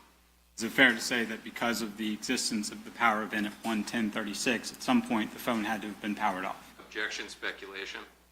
Overruled. So on this case, phone has to be powered off in order for it to be powered on again. So in this case, at 1:10 and 36 seconds, the phone was powered off, or else it wouldn't have. You can't power on a device if it's already powered on. Do you have any way of knowing when, based solely on the power events, do you have any way of knowing when the device was powered off? No, I do not. Do you know how the phone was powered off? No, I do not. Based on the application usage, are you able to determine when the phone was in use? Yes, that's possible. So going to the phone event timeline on 164, can you explain to the jury what we see here and what your opinion is as to when the phone was no longer powered on? So this is a timeline view of all of the activity. In this case, it's between 5:56 and 31 seconds a.m. and 6:11 and 44 seconds a.m. That's all Eastern Standard Time. These are all, everything that's going on on the phone at the time. In this case, there's several incoming and outgoing messages, and there's also a log entry there. So between these, say about 15 minutes or so, there is pretty constant activity on the phone itself. So would you say from 5:56 until 6:11, the phone is powered on? That's correct. Going to the next slide. So that's more of the same, more incoming and outgoing text messages indicating that the phone is powered on, and these are all between 6:11:57 a.m. and 6:26:52 a.m. Next slide on 166. This is more of the same. This is log entries, instant messages, and emails between 6:27 and 02 a.m. and 1:10:45 p.m. But you'll see that there is a little bit of a gap in time there. The timestamps on the emails are the time that the email reached the person's email server. So in this case, the yahoo.com account received an email at 6:43. That doesn't necessarily mean that the phone received it at that time. That just means the account received it at that time. And then again, the same at 9:23 and 48. The person's email account received an email message from Apple News at that 9:23 and 48 a.m. time.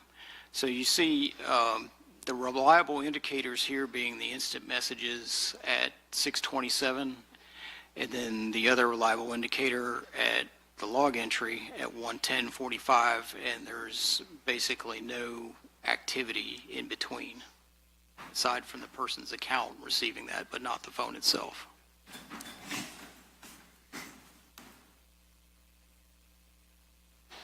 And then 167.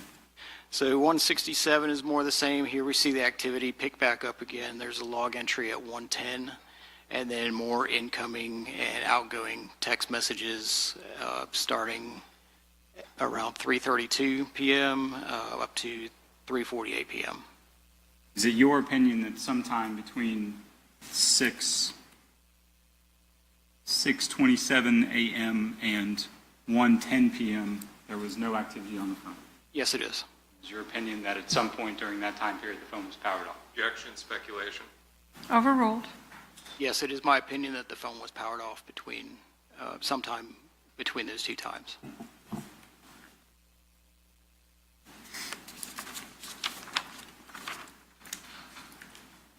Detective, I am now showing you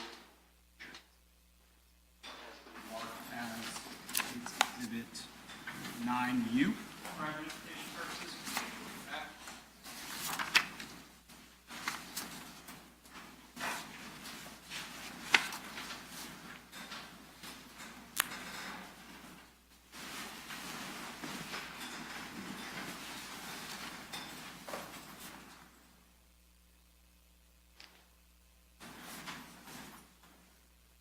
Detective, is that the binder that contains the investigative efforts as it relates to iCloud account S08198442@yahoo.com?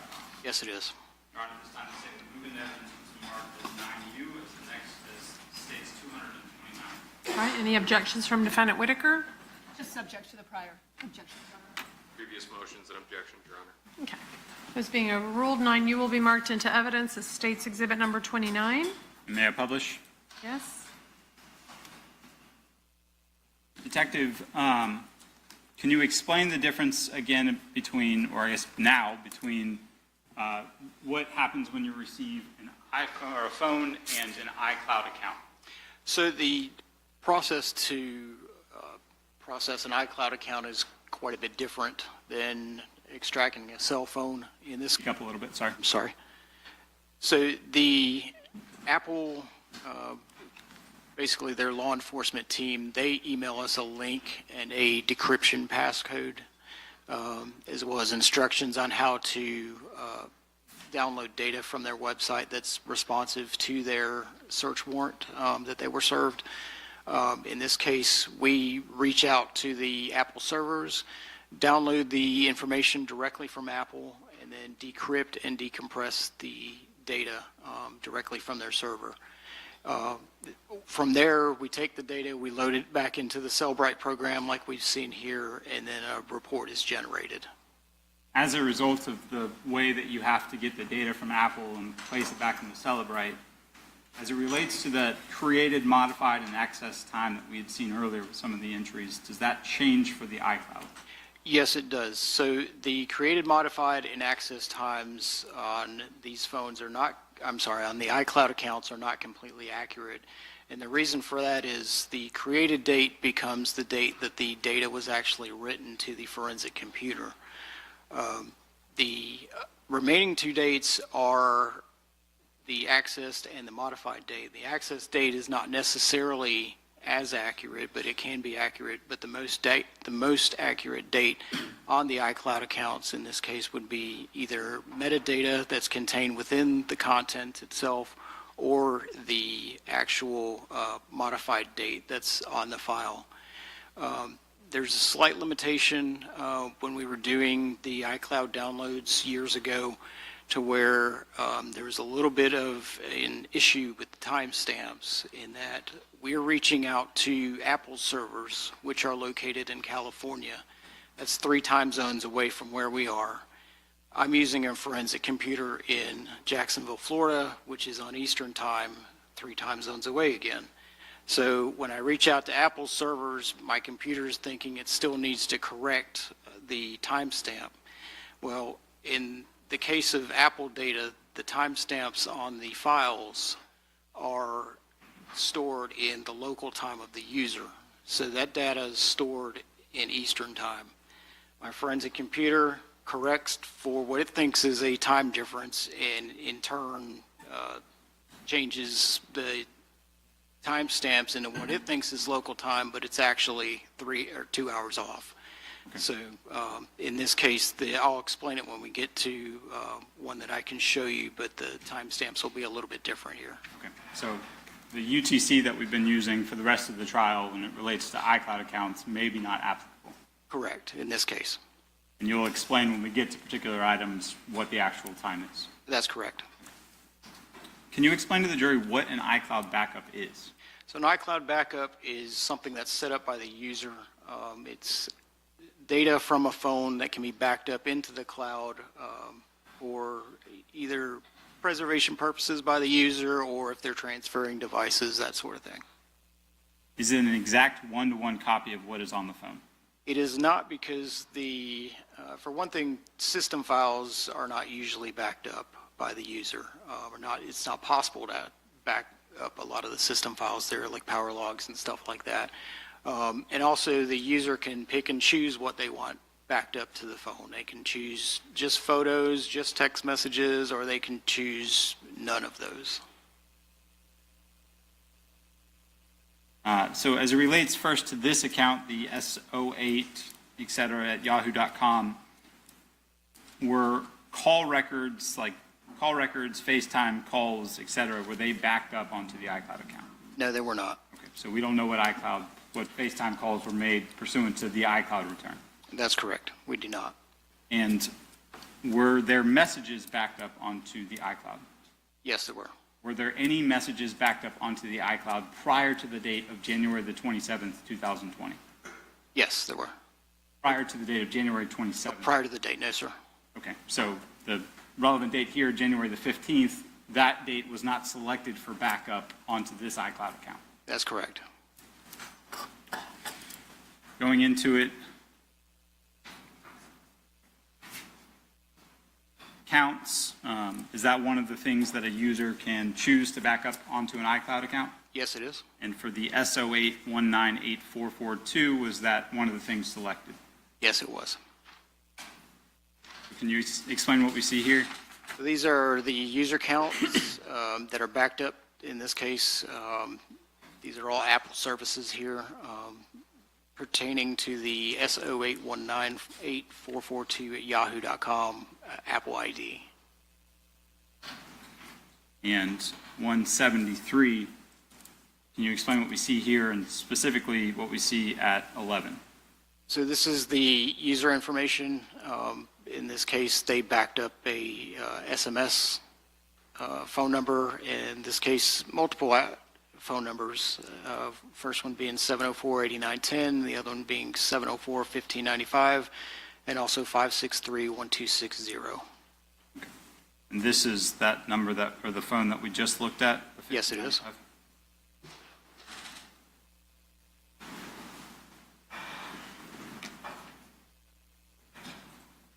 Can you explain to the jury what notes are?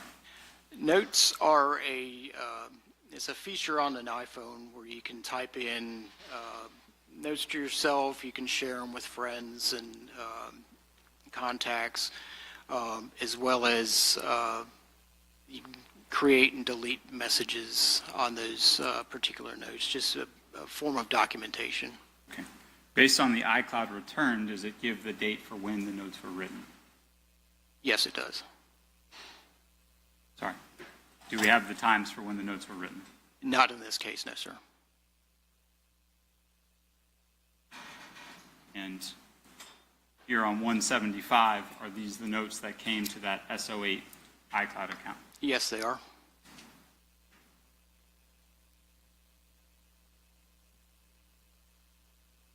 Here on 176, what do we see here? Those are additional notes that were found on the iCloud account.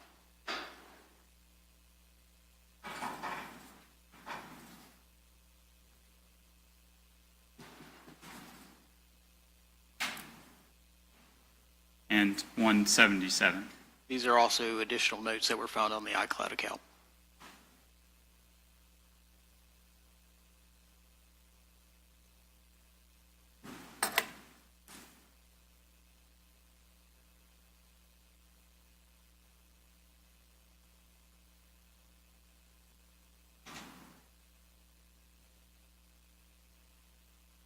Going forward to 178,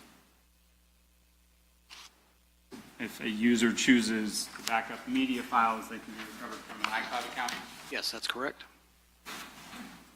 179, what do we see here? These are video files that contain audio. They were found in the iCloud warrant returns for the SO8198442 at yahoo.com Apple ID. In this case, we do have modified dates. So it is January 15, 2020, 11:52 p.m. and January 15, 2020, 11:52 p.m. for the other one. Nigga dark and you ain't even take it so. Shooting Glock in ARs too. 4-5 big out record. Hood hotter than a stove. Circle small like a Cheerio. Homeboy died on his birthday, 23. Ain't here no more. Call that nigga at the life. Y'all call went phone to. This is the audio from the sound files that we just talked about. Yes, it is. What kind of Glock is in your hand? It's a 23. 5 niggas got hit up, sepsis too. Was no 223. Who that in your blunt? Shit, we been smoking on Whitley. Quanka screaming out for help. Headshot instantly. It ain't no fear in me. No. 181, what do we see here? 181 is a picture that was recovered from the SO8198442 at yahoo.com Apple iCloud account. It was taken by an Apple iPhone XR. It is a social security number for Hakeem Armani Robinson. You'll see the capture time there, January 16, 2020 at 10:54:01 a.m. And we see that in the metadata of the file, so we know it's accurate.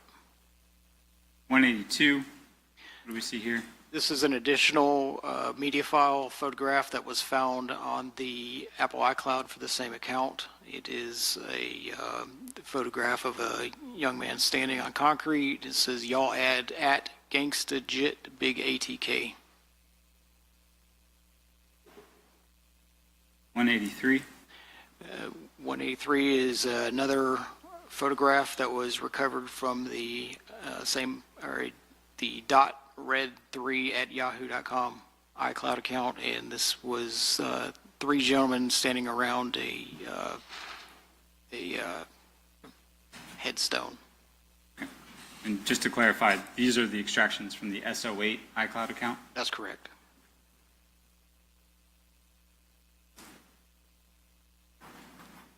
(184), 185, 186, 187, 188.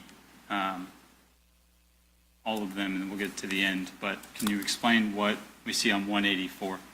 These are additional photo files that were found in the S08198442@yahoo.com iCloud account. In this case, we have metadata showing that the files were created on January 20th, 2020 at 1:13 p.m. and it appears to be a gentleman getting a pedicure. And were all of those different video files created into one single video file? Yes, they are. So going forward to 189.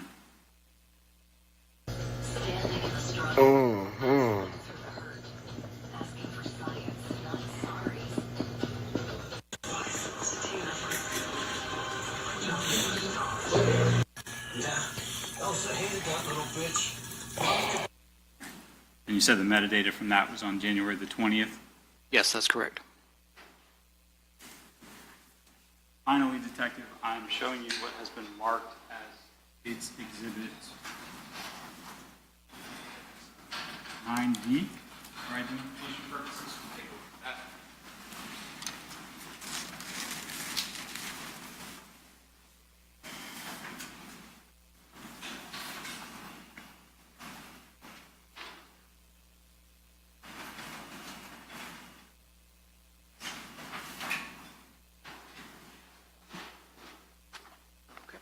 Is that the order of the investigative efforts as it relates to the iCloud account, House of Pain 904@gmail.com? Yes, it is.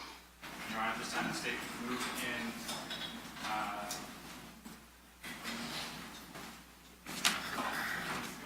9B as 230. Okay. And on behalf of Mr. Whitaker Just subject to prior objections, Your Honor. and Mr. Robinson, Previous motions and objections, Your Honor. okay, this being overruled, 9V will be marked into evidence as State's Exhibit 230. May I publish? Yes.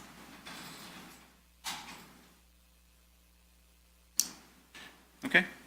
The House of Pain 904@gmail account, what was backed up onto this account? In this account, it was primarily account information. There wasn't a whole lot of information on this account. There were some pictures, media files. Okay. So just the account information and some photographs, media files? That's correct. All right. So going to the account page, can you explain what we see here? So this is the user account information for House of Pain 904@gmail.com. It gives the account name as House Pain. It's a full iCloud account. And we see the Game Center nickname. Also, we see some contact information. So the day phone number is entered as a contact into Apple when you're setting up your iCloud account. So it could be day phone, night phone, home phone, cell phone, that sort of thing. And then you see a two-factor authentication phone, the same phone number, 478-305-9583.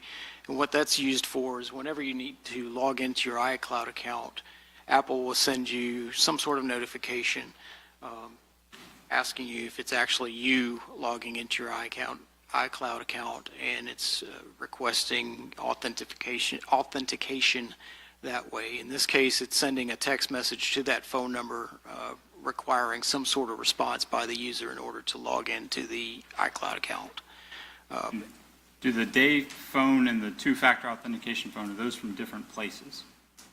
Those are in different places, that's correct. It's basically this phone number was entered as both the day phone and the two-factor authentication phone. And so somebody who wants to log into the iPhone account to set up the phone would have to use the authentication to then say, yes, I got that code. Yes, that's correct.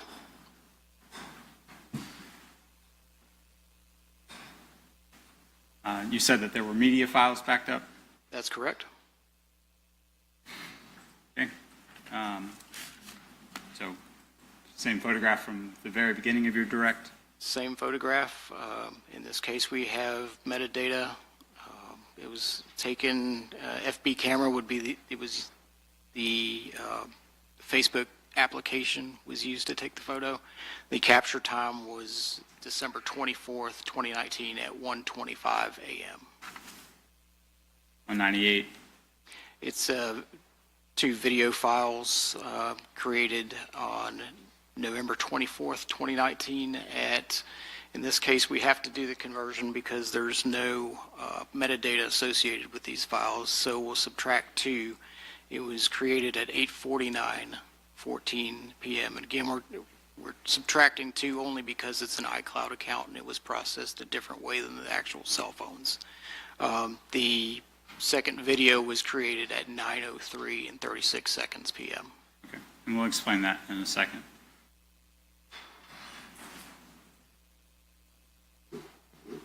You explained kind of this whole series, what we're looking at here, and then this photograph, what you see inside the photograph.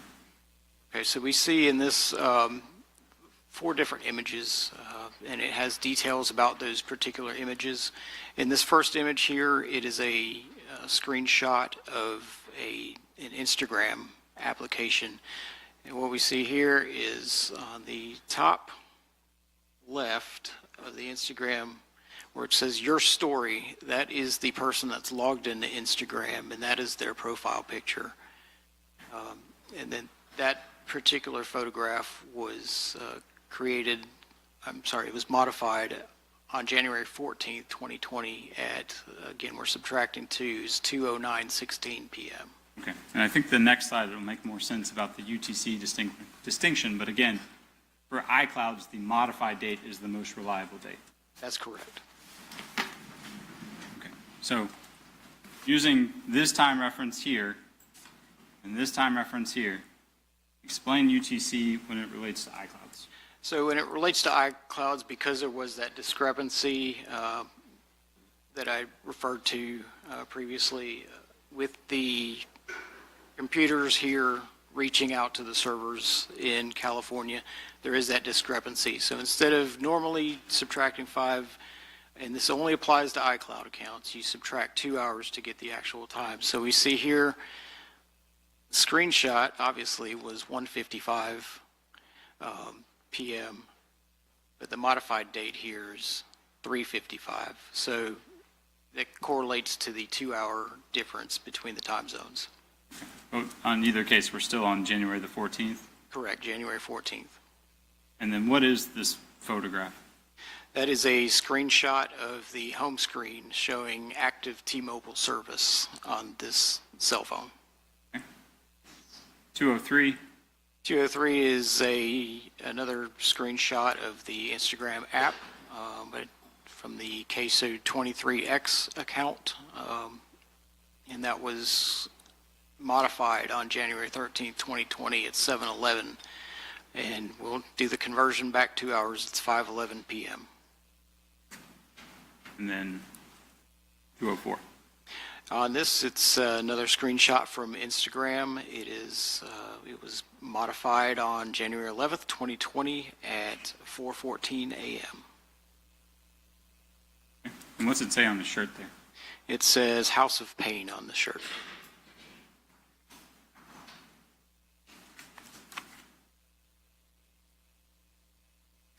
.206, what is this?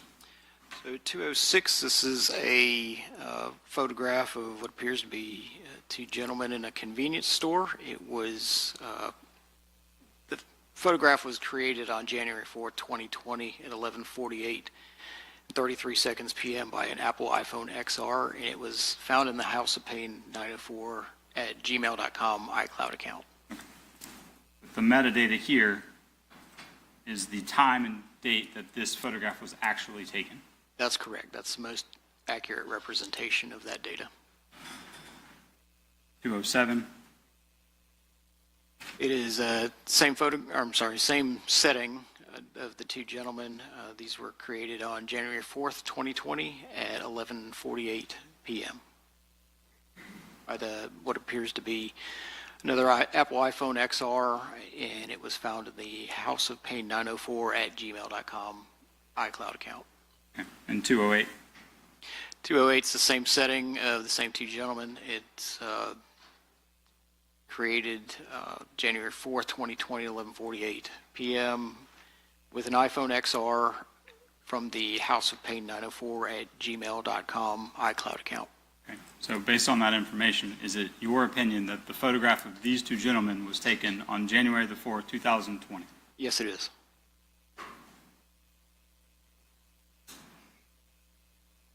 Finally, Detective, were you asked to review the photographs in the iCloud account House of Pain to locate what appeared to you to be selfie photographs? Yes, I did. All right. So can you tell the jury the modified date here, which you said again was the most accurate? In this case, yes, it is. All right. The modified date is December 23rd, 2019. Back up 2 hours is 3:47 and 18 seconds a.m. This is another one. In this case, we do have a capture time in the metadata, which is the most accurate. It's December 27th, 2019 at 4:06 and 25 seconds p.m. Is another selfie photograph. And in this case, we don't have a metadata field, but it's December 28th, 2019, back up 2 hours, 1:37, 10 seconds a.m. It's two gentlemen in what appears to be a self-shot video file, and it was found in the House of Pain 904 at gmail.com iCloud account.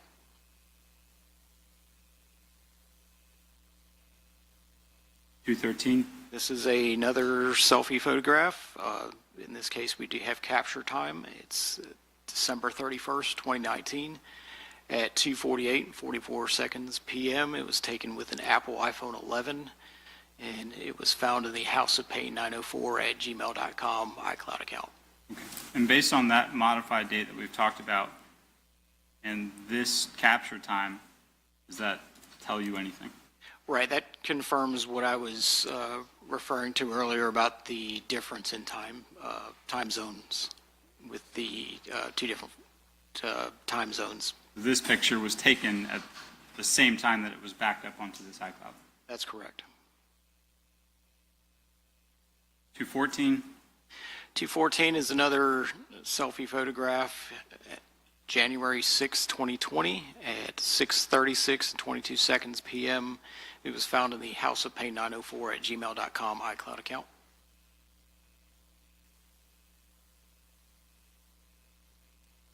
$215.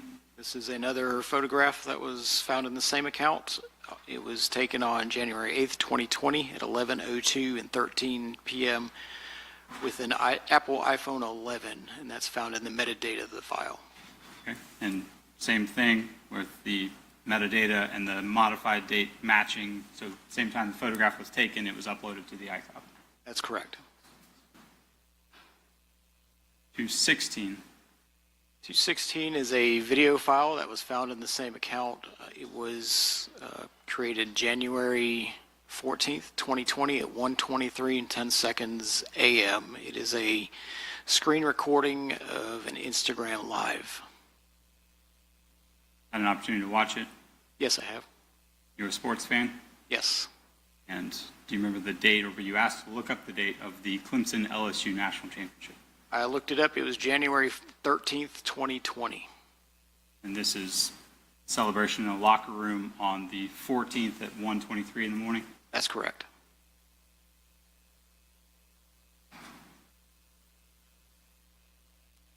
Couple more questions, Detective. You said as part of your responsibilities, you were assigned to review the search warrant, so you know kind of the parameters of what you're allowed to do.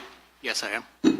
For the House of Pain 904 iCloud account, did you review that search warrant? Yes, I did. And what was the date range that Apple was told to provide all responsive data? From January, sometime in January 2019 to February 23rd, 2021. To February 2021? That's correct. After January the 14th of 2020, was there any responsive data at all? No, there was not. Is there any indication that phone was ever backed up ever again? No, there was not. Thank you, Detective. I don't have any other questions. All right, cross-exam for Mr. Whitaker.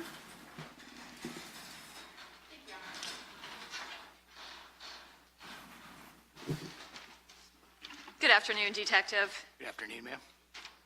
So if I understand correctly, you were given a number of devices, correct? That's correct. And then for the iCloud documentation, for the iCloud documentation, you would have been provided records? Yes, that's correct. Okay. It does not appear that you ever received a device associated with the phone number 904-803-3671. Is that correct, sir? That's correct. Okay. And so there seemed to be a lot of discussion in regards to user IDs. Correct. And help me understand this. A user ID, if I have a phone that I normally use, you borrow it to check your Instagram. So you log into your Instagram on my device. Correct. If someone was doing a forensic download of my phone, they would see your user ID in my phone. Yes, that's correct. Okay, so the fact that there are multiple different user IDs in any particular phone just lets us know at some time, or on the dates and times actually selected, whoever was personally using that phone was using that particular ID. Yes, ma'am, that's correct. But that certainly doesn't mean if you have a record of someone logging into my Facebook account on January 1, that doesn't mean that on January 2nd, I'm still using that phone. That's correct. Yes, ma'am. So all of these are kind of somewhat date dependent, correct? Yes, that's correct. Okay. And correct me also, you did not receive a phone associated with 305-321-0896? I don't believe so, ma'am. Okay. And so you were asked, I guess, a number of things, and so if I understand your testimony, basically you just explained that there were certain phone numbers that called other phone numbers, correct? Correct. And there were certain, I guess, phone numbers doing data downloads, correct? Correct. For your purposes and your responsibility in this case, you are not considered an investigator of this case, correct? That's correct. And I say that with all respect, meaning you don't go out and interview witnesses, correct? That's correct. They don't have you read over police reports or sworn statements or potential interviews. You're walking in blind. That's correct. Yes, ma'am. And so you, I guess, have pulled this data that certain phones had contacts with other phones, but you don't have any investigative knowledge of why we care, basically. I have very little knowledge. That's correct, ma'am. Okay. I don't have anything further. Thank you. Okay, across from Mr. Robinson. Maybe we take a break, please? Okay, let me see. Sure. All right, we'll make a short break. And ladies and gentlemen, then, if you'll please put your notepads on your seats and just have a step back into your jury room. And we will be out here shortly to continue with the questioning. Thank you so much.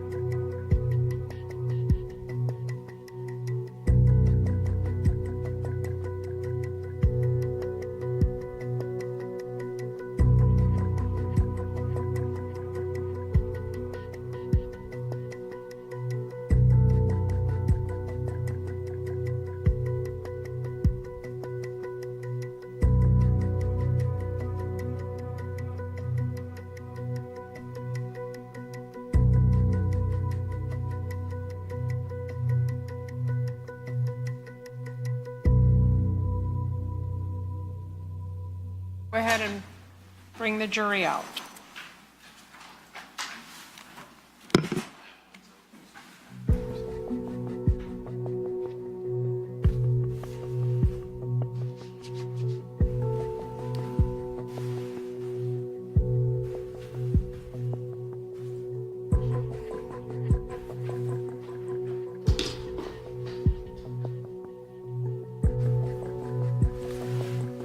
If anyone wants to come back in, let's get them seated. Yeah.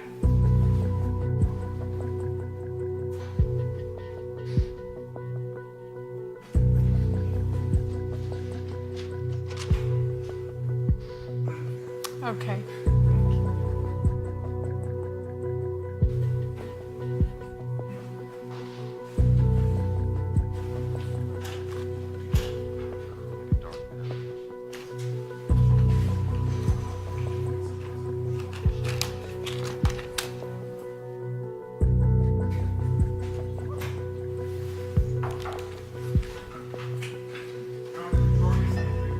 Thank you.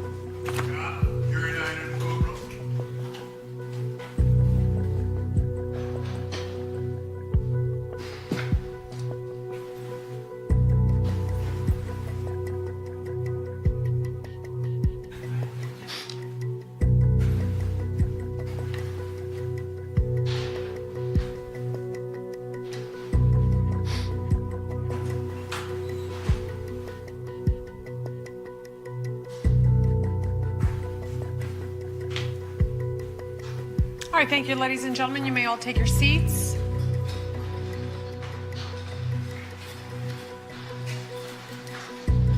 And at this time, we'll call upon the counsel for Mr. Robinson to cross-examine. Thank you, Your Honor. Good afternoon. Afternoon. Got a lot of phone numbers here, a little bit of organizing to do. The fact that my client, Hakeem Robinson, knows the other people that have these phones, does that make him involved in this murder? I can't testify either way, sir. I'm a digital forensic guy, so I would say not necessarily. All right. The fact that he communicated with people, does that mean that he's involved? No, sir. The fact that he raps about a life that they live, does that make him involved? No, sir. You saw a phone call, he was talking to somebody on the championship LSU team, right? That's correct. Yes, sir. Doesn't make him part of the team because he's talking to him on the phone. Correct. Right. Now, second topic, and we're focusing on the phone number 1595. We embrace that's our client's phone. Sir. You were asked questions by the state, by the government, about whether the phone was powered off. Correct. Okay. So, if my phone runs out of battery, it powers off, right? That's correct. If it's running updates, and they can be done automatically, it powers off, correct? That's correct. You, as the expert witness on this topic, you can't say why the phone may or may not have been powered off, right?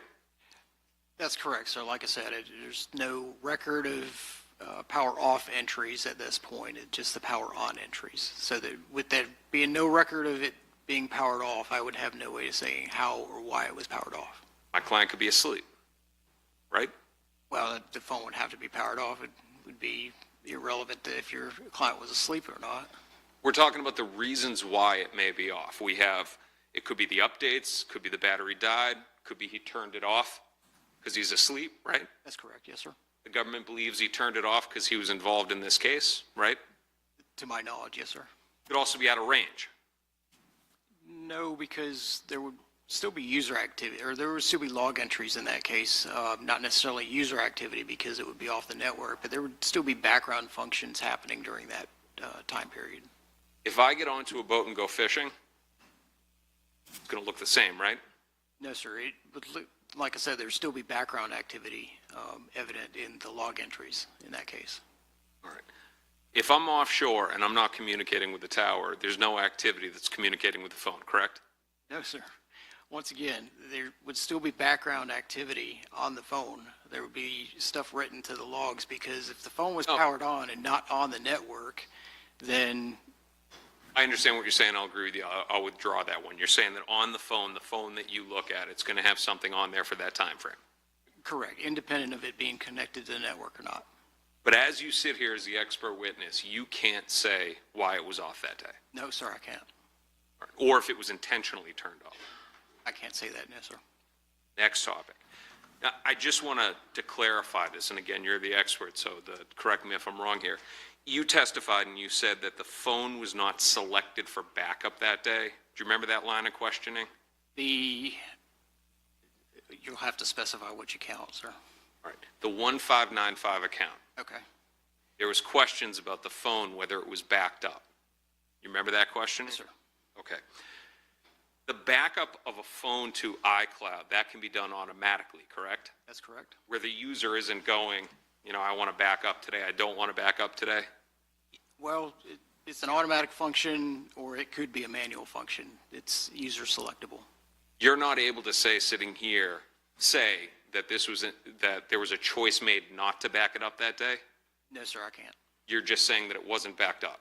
It wasn't backed up any time after that time. It could be an Apple situation of why it wasn't backed up, correct?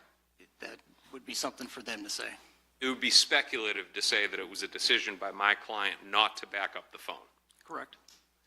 Next, and I believe this is slide 179. There was a song that was on the phone.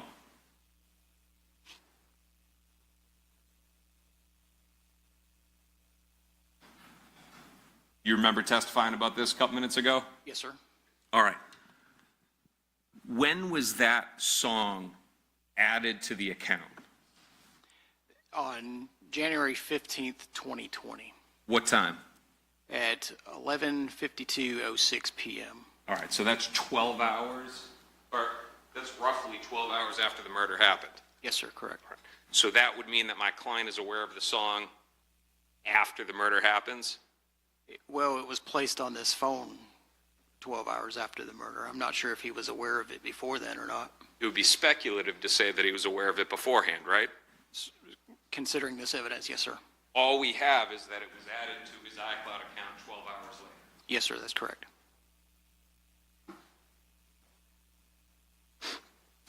Now, the next topic,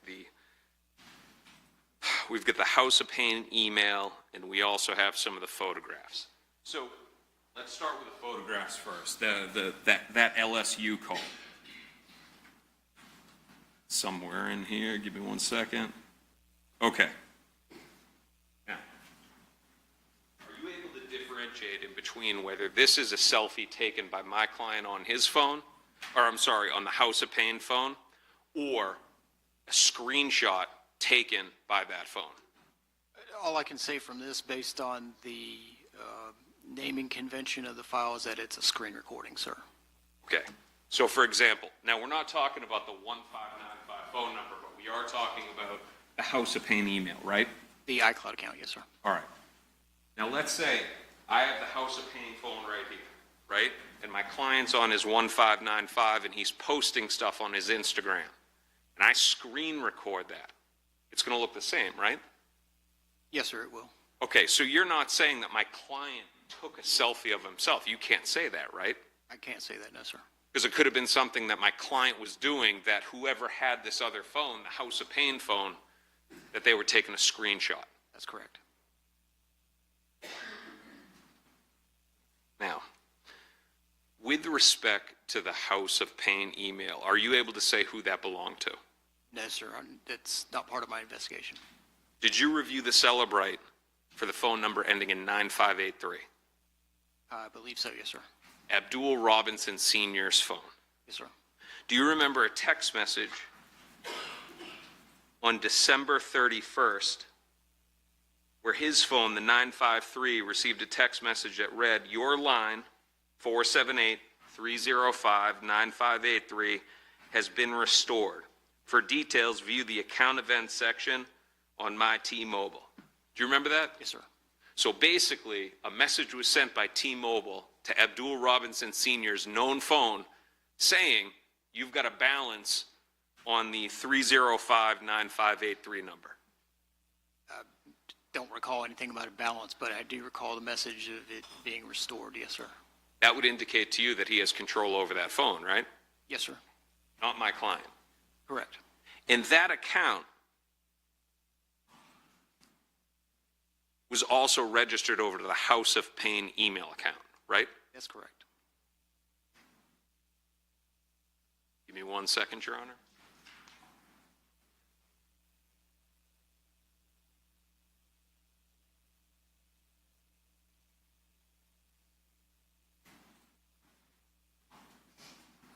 Now, the different lines of questions that we just talked about, the payment by Abdul Robinson Sr., the registering of that email address over to his accounts, the fact that they could have been screenshots, the reasons why it was powered off, is that anywhere in the presentation the government just did? Yes, sir. All right. Now, last line of questions, and I'm going to go out on a limb here and say that you're not a huge fan of drill rap. Correct. Big drill rap guy? No. No. All right. The notes that you saw in the slideshow, you can't say when those notes were left, right? Right, there's no timestamps on those. No times, no dates, right? Correct. Yes, sir. And are you aware that one of them, or let me withdraw that, some of the notes you notice that they rhyme, right? Correct. Does that indicate to you that it may be lyrics for a song? That it could be, yes, sir. Are you aware that one of them, when it's bang and thang, that has to do, those are lyrics from his very first song years prior in a compilation with a late rapper named J.D. Youngin? I'm not aware of that, sir.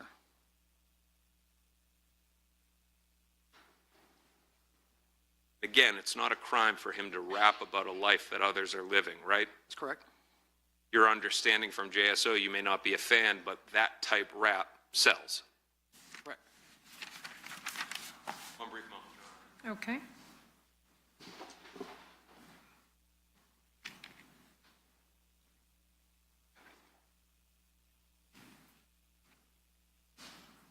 Nothing further. Thank you. All right, thank you. Is there any redirect? I can have a moment.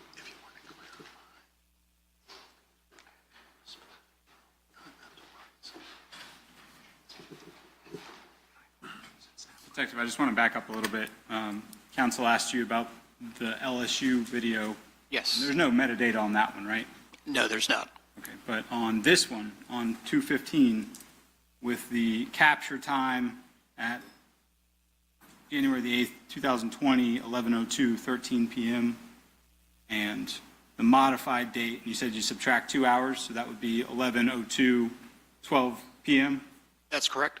And so the picture is being captured and then effectively recorded on the iCloud at the exact same time. That's correct. And that's on an iPhone 11? Yes. Okay. And we have that again on December the 31st, That's correct. where they're being captured and taken and posted to the iCloud at the same time. Yes, that's correct. And again on December the 27th, 2019. Yes, that's correct.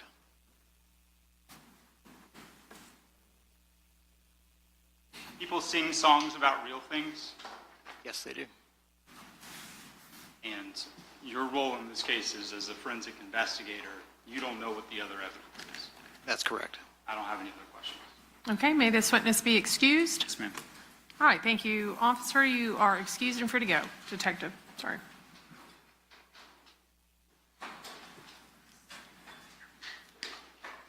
Okay, State, you may call your next witness. Abdul Robinson Sr. All right, let's bring out Mr. Robinson Sr.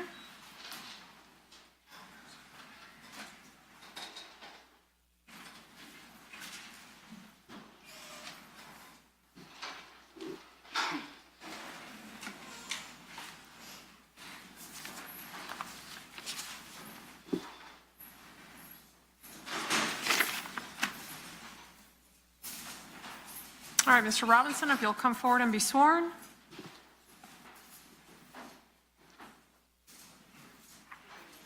Do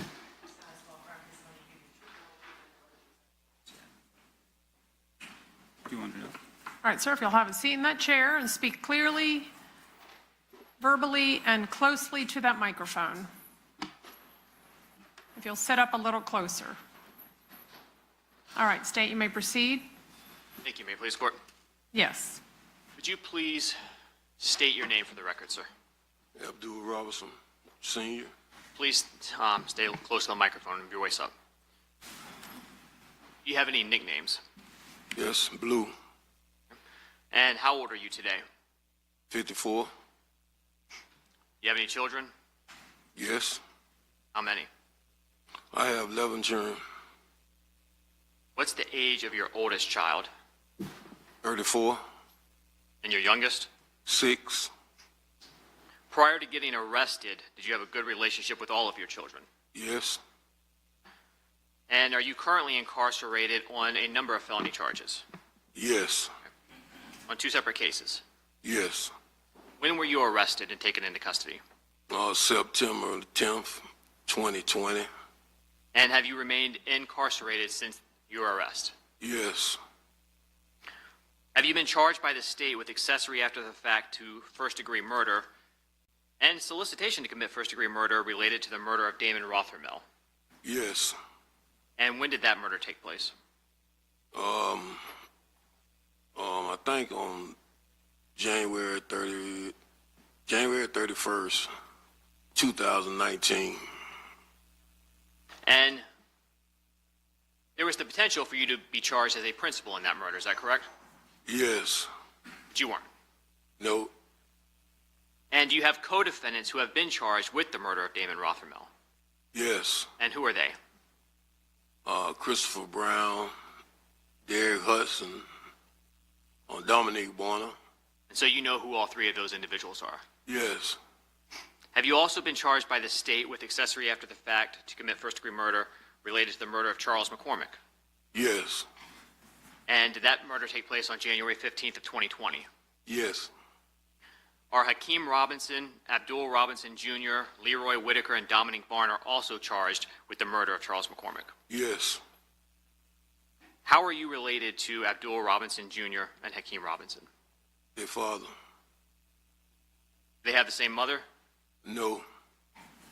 Who is Abdul Robinson Jr.'s mother? Angela Lundy. And what about Hakeem Robinson? Ebony Walters. Who's older between Abdul Jr. and Hakeem? Abdul Jr., How much older? about 4 years. Do you recall what Abdul Robinson Jr.'s birthday is? Yes, What is it? November 9th, 94. And what about Hakeem Robinson? November 9th, 98. So same day, just 4 years apart. Yes, Does Abdul Jr. have any nicknames? yes. And what are they? Lil Blue, Crazy K, Does he also go by his middle name sometimes? Kareem. Does Hakeem Robinson have any nicknames? Yes, What are they? Keemy, Queso. What's the Queso nickname for? It's an entertainment name. The rap name? Yes, rap name. Now, prior to getting arrested, who was Abdul Robinson Jr. living with? With me, And for about how long had he been living with you?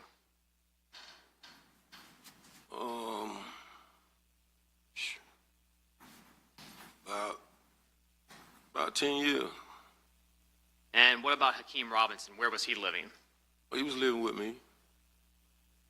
In January of 2020, were you, Abdul Robinson Jr., and Hakeem Robinson all living on Brown Jersey Court? Yes, Is that in the Ocean Way area? yes. Prior to living in that home, what area of town were y'all living in? West Side, Norman area. Harmony? Do you know a person named Leroy Whitaker? Yes, Are Hakeem Robinson and Leroy Whitaker related to one another? yes. How so? Cousins. Okay. And what's the family connection? Mother and father and mother, brother and sisters. So is that Leroy Whitaker's father and Hakeem Robinson's mother? Yes, Now, over the years, kind of leading up to 2020, did Hakeem Robinson and Leroy Whitaker have a close relationship? yes, Does Leroy Whitaker have a nickname? yes. And what is it?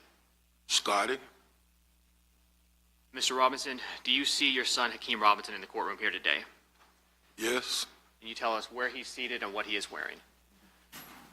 He sitting between his two lawyers right there with a beige suit on. Your Honor, the record would reflect the witnesses identified, Mr. Hakeem Robinson. Okay, the record shall so reflect. And do you also see Leroy Whitaker in the courtroom here today? Yes. Can you tell us where he's seated and what he's wearing? He's wearing a gray suit, sitting right next to his lawyer. Is that which table? Front table. Your Honor, the record would reflect. All right, the record shall so reflect. You also know someone by the name of Dominique Barner. Yes. Is Dominique Barner related to your family? Nope. Were you friends with Dominique Barner's father? Yes. So how long would you say you've known Dominique Barner? Most all his life. Does Dominique Barner have a nickname? Yes. What is it? Butter? And do you know why he has that nickname? No, I don't know why I have it. Now, prior to getting arrested, was Dominique Barner friends with Abdul Robinson Jr.? Yes. Did he also spend time with Hakeem Robinson? Yes. Now, on April 11th of 22, did you enter pleas of guilty to the court in both of your pending cases? Yes, I did. And was that plea partially negotiated with the state? Yes. Now, as part of your plea, you agreed to cooperate against the co-defendants in both cases? Yes. Have you been sentenced yet on either of your charges? No, I haven't. Who ultimately will decide what sentence you get? From my understanding, the judge. And what judge did you enter a plea of guilty to? Miss Salvador. Now, in the Damon Rothermel murder case, where you pled to accessory after the fact, is that right? Yes. And based on that plea, when you were sentenced by the judge, did the state agree that we will drop the solicitation to commit murder charge? Yes. Is both the accessory after the fact and the solicitation a first-degree felony? Yes. So they're both punishable by 30 years. Yes. And in the Charles McCormick murder case, you also pled to accessory after the fact, a first-degree felony. Yes. All right, and typically first-degree felony punishable by up to 30 years, is that correct? Yes. Now, as part of your pleas, did the state agree to cap the maximum sentence you could receive to be 20 years? Yes. Now, if you are to receive a 20-year sentence from the court, how old would you be approximately at the end of that sentence? Say that again? If you were to be sentenced to 20 years by the court, at the end of that sentence, approximately how old would you be? I'll be close to 70. And as part of your plea, did you have sentencing guidelines in your case Yes. that represent the lowest sentence the court should sentence you to, absent a legal reason to go below? Yes. And what were your guidelines in your case? Do you recall? 76 months to 20 years. Now, even though cooperation provides a legal basis that allows the court to go below, does the court have to? No. Does the court have to follow any recommendation the state makes? No. And sitting here, do you have any idea what sentence you're going to get? No. Are you hoping for the best sentence you can get? Yes. Did the state of Florida at any time promise you that we would recommend any specific sentence? No.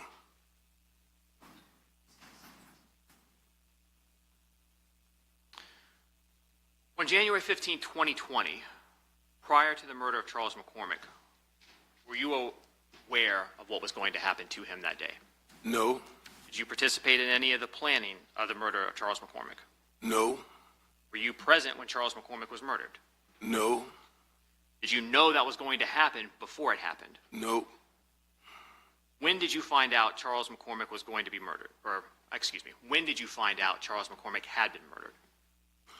After I picked up Scotty and Butter. So that would be Leroy Whitaker and Dominique Barner? Yes. You indicated you picked them up. How did you know that they needed a ride on January 15, 2020? My son called me and asked me to go give Scotty a ride. Which son? Kareem. Abdul Jr.? Yes. Do you recall what Abdul Jr.'s phone number was that he communicated with you on that day? I think it's 904-624. 369484. 3684? Yeah. Do you recall what your phone number was back on January 15, 2020? 904 866 2370. Now, sitting here today, you realize that you are testifying against not only co-defendants, but family members. Yes.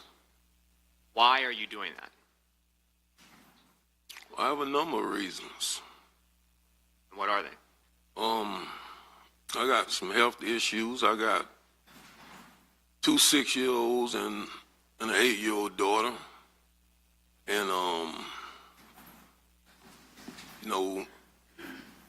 when my 8-year-old daughter asked me when I'm going to come take her to the daddy-daughter dance. Objection, hearsay relevance. Overruled. You can answer. When she asked me over each year when I'm going to come take her there, and I keep letting her down. Then my 6-year-old son, when he asked me if I'm going to come to his football games, come take him fishing. My other 6-year-old, he asked me when I'm going to come see him, when he begging me, please come see me, Daddy.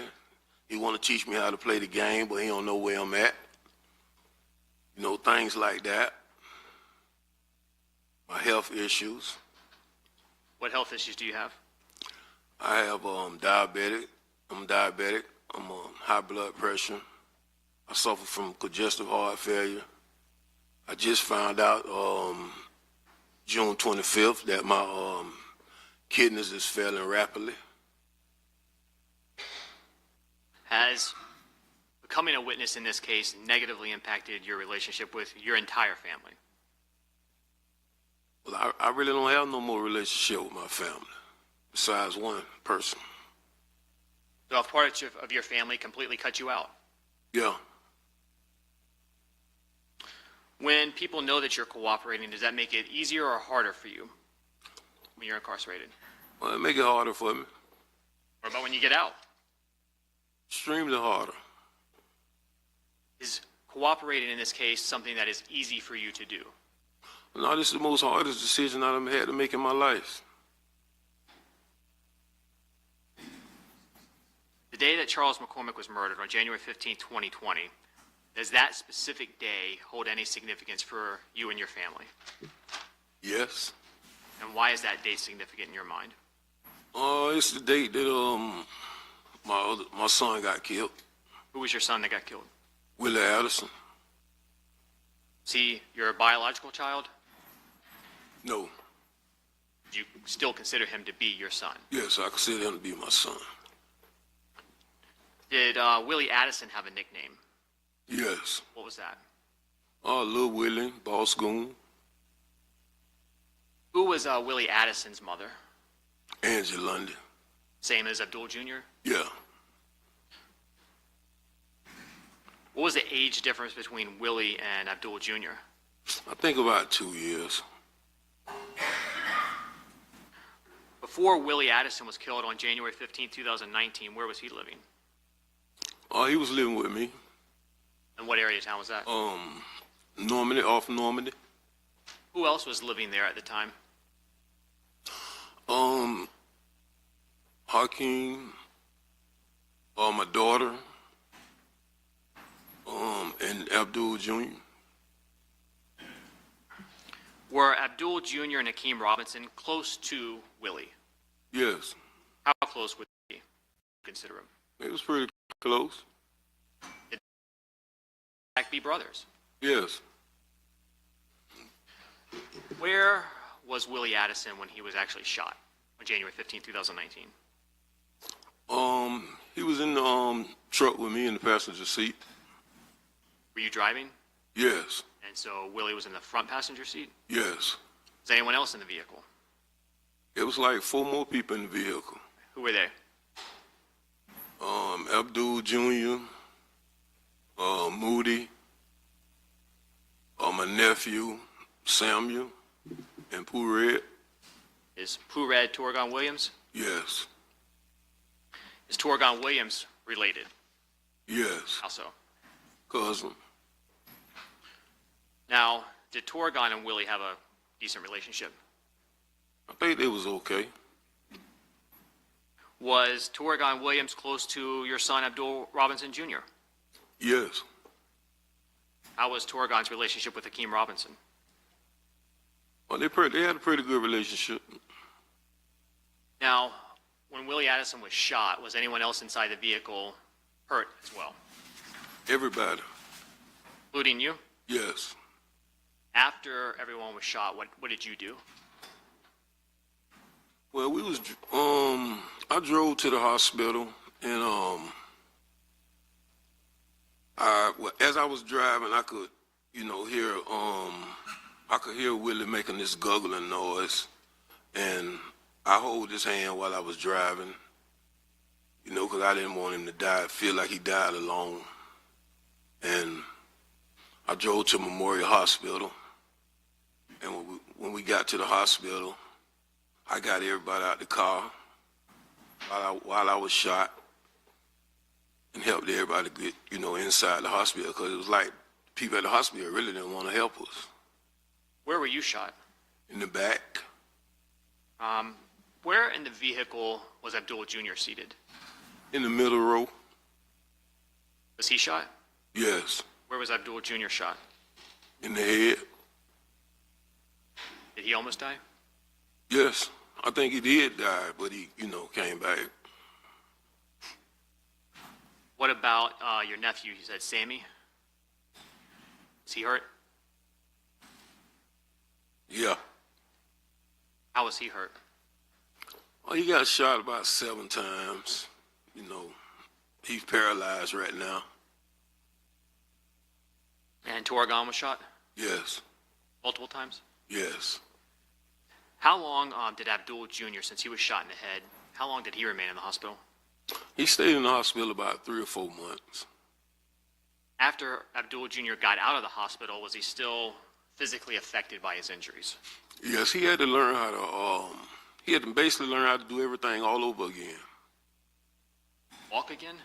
Walk again, talk again, everything. We had to go to Brooks therapy. Did you help Abdul Jr. as he recovered? Yes, I did. Was Abdul Jr. Affected mentally by the shooting? Yes. How so? I think it made him more angry. Like, I don't know if bipolar like was be the right word to use, but it made him it changed his mood swing. Now, Hakeem Robinson was not in the vehicle when the shooting happened, correct? No. How was he affected mentally by Abdul Jr. and his family members being hurt? Objection, speculation, personal knowledge. Yeah, unless he has personal knowledge, I'll sustain that objection.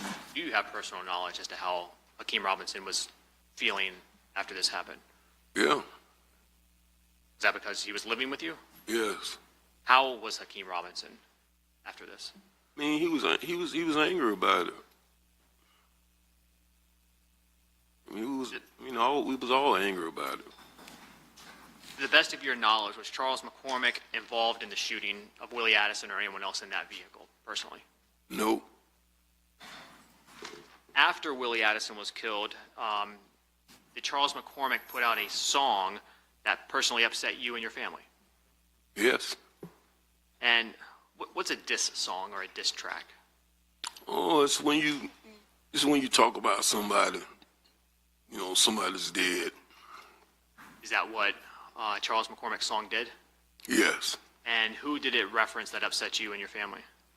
He talked about Willie. How did you find out about that song?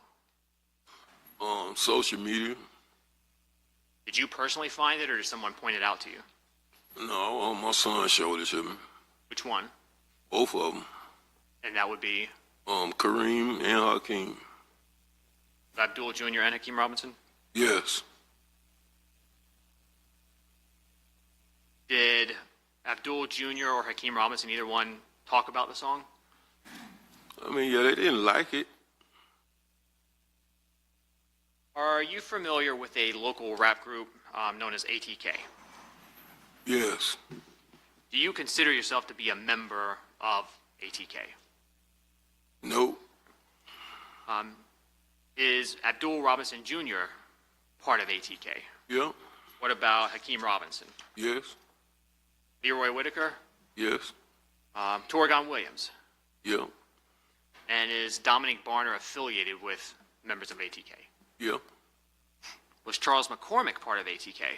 No. Who was Charles McCormick affiliated with?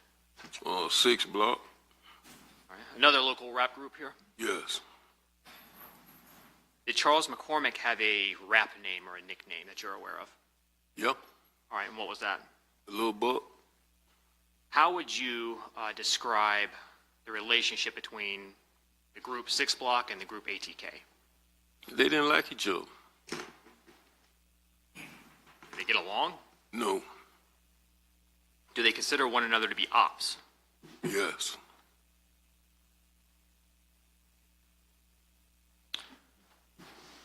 Who do you know that had a desire to go after Charles McCormick based on that song?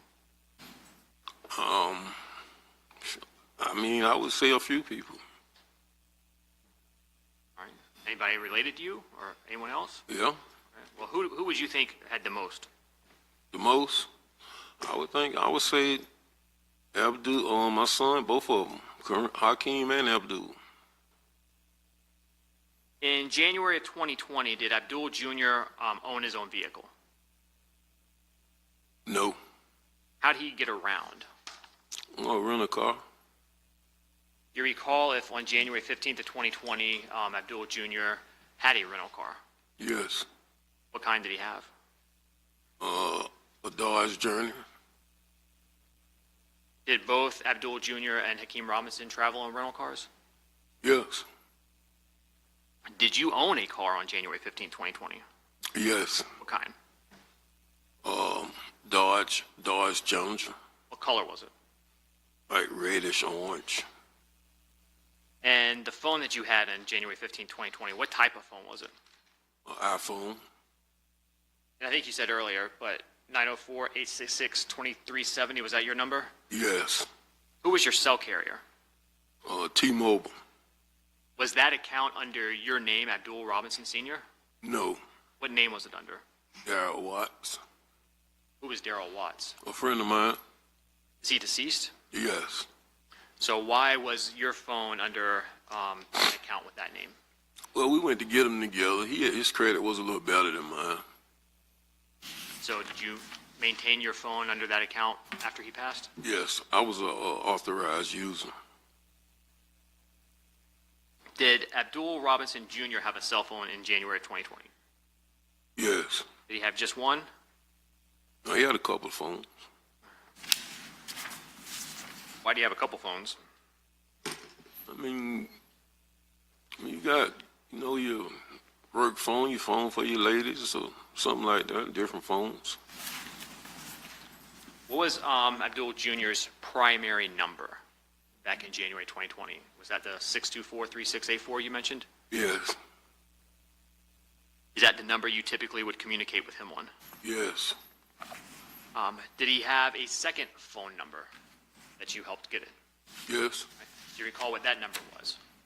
I think the area code was 478-491-2831. And how do you know that was a number that Abdul Jr. was using? I got the phone for him. Was that put up under the Daryl Watts account name? Yes. Do you recall when that was done approximately? I know it was, I think it was like November. In November, I think it's like the November 12th or the 15th. So sometime in November? Yes. Would that be 2019? Yes. Did Hakeem Robinson own a cell phone in January of 2020? Yes. Did he have just one phone? No, he had a couple phones. What type of phones did he have? iPhone. And what was Hakeem Robinson's primary number back in January 2020 that you would communicate with him on? The phone number, Yes, sir. 904 704, I think, 1595. And was that phone number under the Darrell Watts account? No, What account was that phone number under? I don't know, I think his mother got that phone for him. Ms. Walters? Yes, Do you recognize phone number 478-305-9583? yes, Whose phone number was that in January of 2020? Hakeem, Hakeem Robinson's? yes, And how do you know that? I got it for him, Was that up under the Darrell Watts account as well? yes. Objection leading on this whole line of questioning? Well, I'll address the last question, and that's overruled. Was the 478-305-9583 number you just mentioned, was that activated on the same day as the one you got for Abdul Jr.? Yes, And did you at times pay that bill for them? yeah, In January 2020, did Leroy Whitaker have a cell phone? yes, Did you ever communicate with him on his cell phone? yes. Do you recall what his phone number was at the time?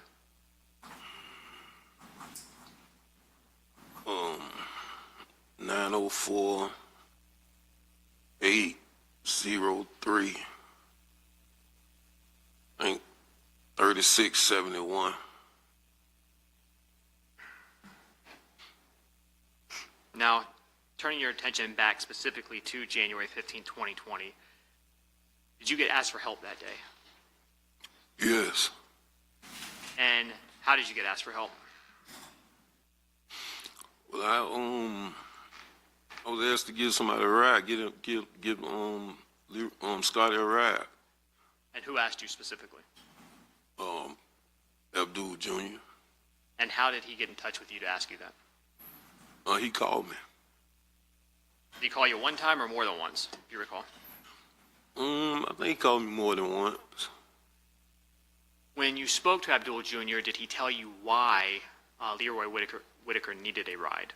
No, Do you know what area of town or Leroy Whitaker was in that you needed to go pick him up? say that again. How did you know where to go pick Leroy Whitaker up? Abdul Jr. He sent me a pin drop, a location, What area of town did that take you to? Arlington. Was it a business area, a residential neighborhood? Residential area.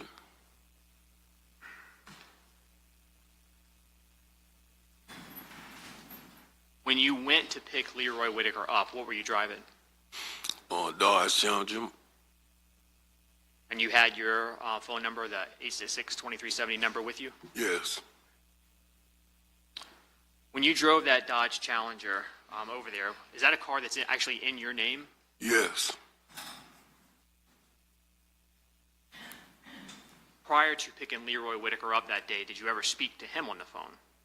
yes, Did you get any information from him as well? yes. I called him and I think the location thing took me past the location, and I called him, asked him where he was at, and he told me what house he was in. What it was a car in the yard, a certain car. I can't remember what the car was though. Do you recall what the name of the road was where you actually went? On Townsend.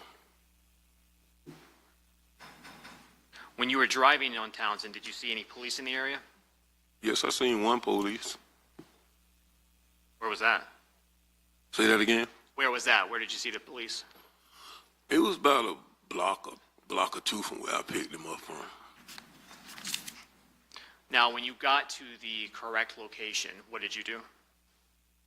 Well, I pulled in the yard and I called Scotty, asked him, where they was at. Now, you said you pulled into the yard. What was at that location? Hmm? Was that a home? Yes, it was to the house. Did you recognize that home? No, Did you have any idea who was living there? no, I didn't.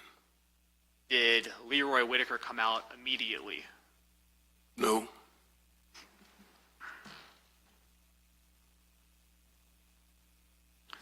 As you waited, did you reach out to anyone? I reached out to Scotty, and I got a little impatient, and I just asked him like where he at when he coming. He told me they was coming. Did you reach out to anybody else? Yes, I called my son, Abdul. What was the purpose of contacting your son, Abdul Jr.? I just wanted to know where they was at, what was taking so long. Do you recall if that was a phone call or a communication by message? Do you have any idea? I know it was 5 years ago. I can't quite remember. Eventually, did Leroy Whitaker come out of the home? Yes. Was he by himself? Nope. Who was with him? Butter? And when Leroy Whitaker and Butter, Dominique Barner, Yes. when they both came out, how were they acting? How were they walking? I mean, I would say a little urgent. Do you recall what either one of them was wearing? Yes, they had on some pajamas. Do you remember any details about the pajamas? Some Mountain Dew pajamas. Did that look like clothes that you typically would see Leroy Whitaker or Dominique Barner in? No. Once they came out, did you let them into your car? Say that again? Did you let them both into your vehicle? Yes. After they got in, what direction did you drive towards? Towards Arlington Expressway. And were there still police in the area? Well, I only seen that one. Now, as you were driving away, did you ask them or were you concerned about anybody in particular? Yes. Who? Hakeem. And why were you concerned for Hakeem? I know that's his circle of friends. Was it unusual in your mind for him not to be with them at that point? Yeah. Now, as you were driving Leroy Whitaker and Dominique Barner away, did you find out what had happened to Charles McCormick? Yes. And you found out the details about who was involved? Yes. And did you continue to drive both Leroy Whitaker and Dominique Barner away? Yes. And after getting away from that neighborhood, did you make a stop? Yes. And where did you stop? We stopped in Grand Park. And what was the reason of stopping in that area? Switch cars. And were you able to do that? Yes. What car did you switch out of? We got in a white Impala. Who did the white Impala belong to? It was my daughter's car, but it was in my name. Why did you want to switch out of your Dodge Challenger? After I found out what happened, we in an orange car, very noticeable.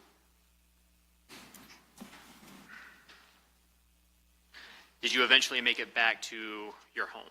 Yes. And again, that's on Brown Jersey Court. Yes. Do you recall around what time of day it was that you made it back to that location, approximately? I can't say the exact time. It's like I can't say the exact time, maybe like 2:30 something up, Do it in the afternoon. Yes.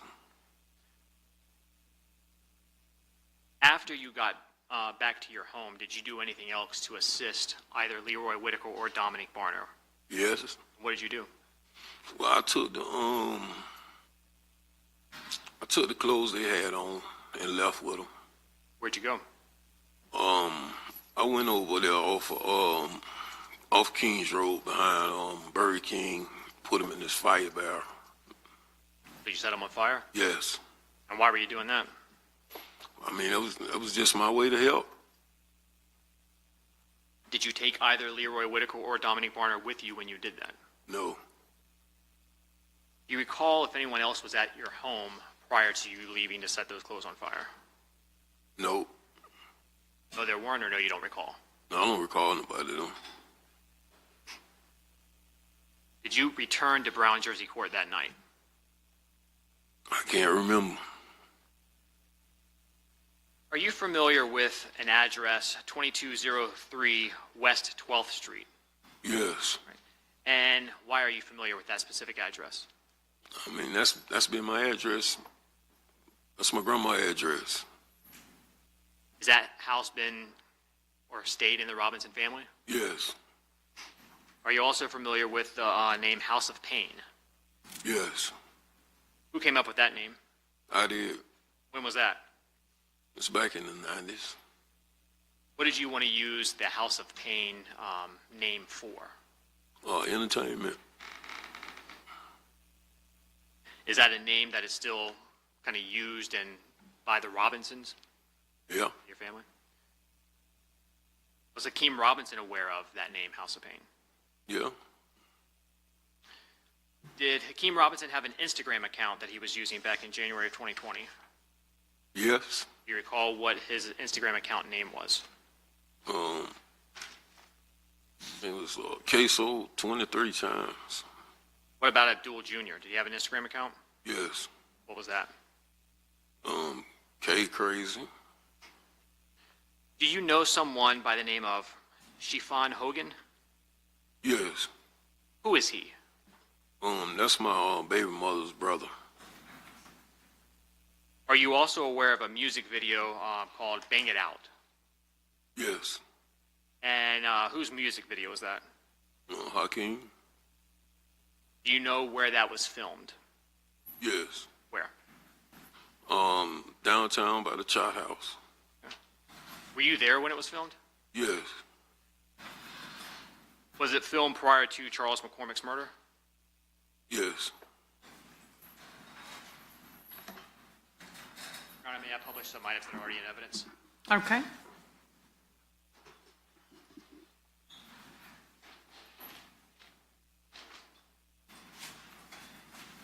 Showing you what's in evidence as State's Exhibit 191 on the monitor in front of you. You see that? Should be on the monitor right there. Oh, yeah. Did you see that vehicle? Yes. Is that your red Dodge Challenger that you were driving on January 15, 2020?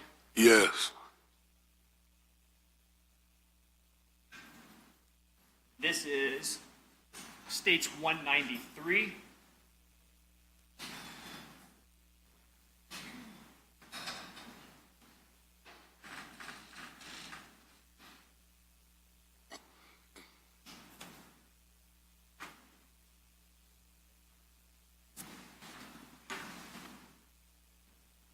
They call me Ksoo'S.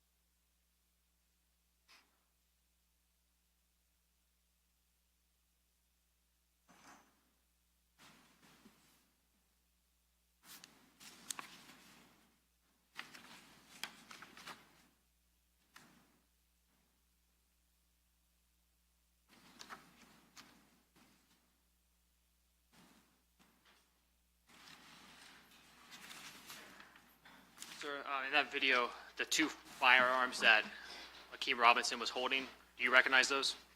Yes. Whose firearms who do they belong to? Ksoo'S. Were they real firearms? Yes. Did he typically use fake guns in his music video like that? No. After the murder of Charles McCormick on January 15, 2020, did you ever see Hakeem with that black AR-style rifle pistol again? No.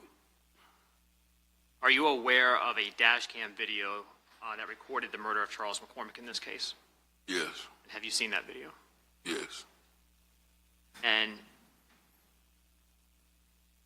the person captured. Objection, sidebar. All right, let me see counsel and court reporter at sidebar.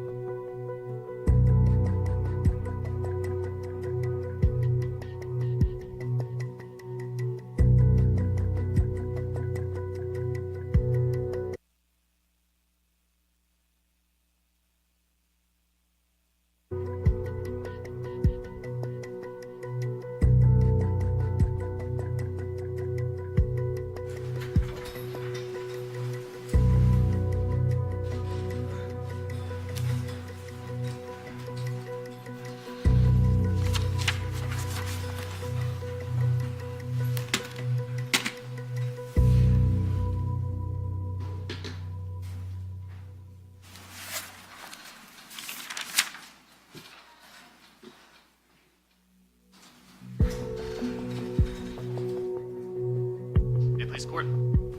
Assuming, is the court reporter ready? Yes, you may continue. Mr. Robin, just a couple of background questions first. Leading up to January 15th, 2020, Hakeem Robinson was living with you. Yes. And so you would see him on a daily basis? Yes. And as you have testified to, he's your biological son. Yes. And did you also see him after January 15, 2020? Yes. And when he was living with you in your home, did you become familiar with some of the clothing that he owned? Yes. See the types of clothing that he would wear? Yes. See him as he... Okay, if you'll rephrase your questions. Did you ever see him walking about the house? Yes. Did you see him in music videos? Yes. Right. Are you familiar with the way he moves? Yes. Are you familiar with, or 5 years ago, were you familiar with the way his build was, his physical characteristics? Yes. And after January 15th, 2020, you became aware of a video recording that captured the murder of Charles McCormick. Is that correct? Yes. And you've had an opportunity during the pendency of your case and the discovery to see that recording. Yes. Correct. Okay. Did you, when you viewed that recording recognize the person depicted in it? Yes. Who is the person that was captured on the video recording shooting Charles McCormick?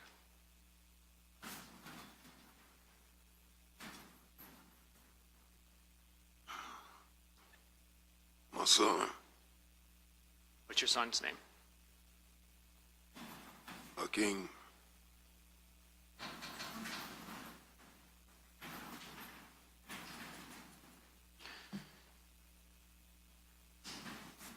After the murder of Charles McCormick, did you become aware of a post on Hakeem Robinson's Instagram account referencing something that happened?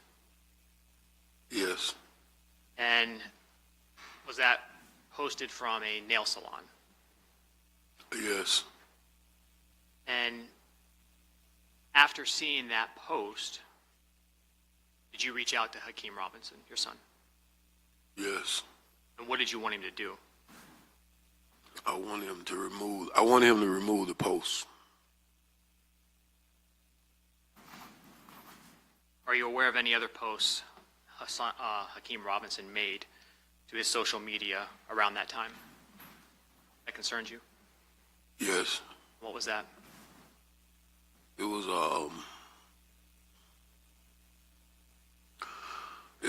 another post of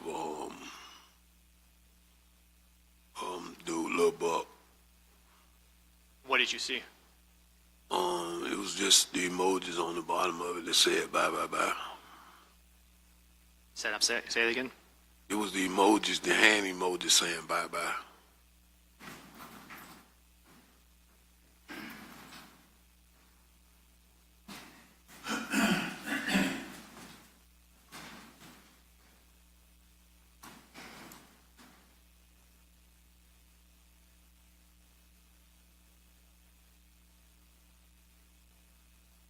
States 227. Is that the nail salon post that you reached out to him about?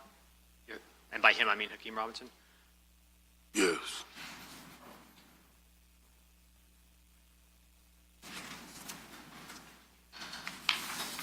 Showing what's in evidence as... One moment, I'm sorry, Judge. It's not working.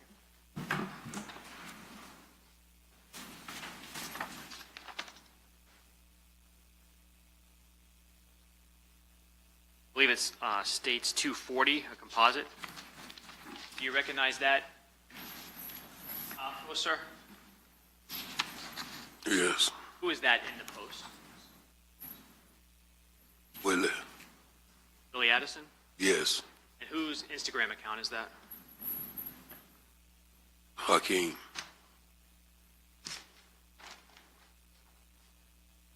I'm showing you States 229. Do you recognize this photograph?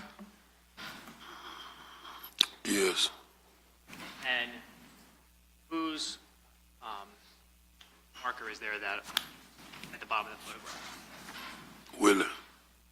Who's surrounding it? Hakeem, Pooh Red, and Kareem. It's Pooh Red again. Is that Torgon Williams there in the middle? Yes.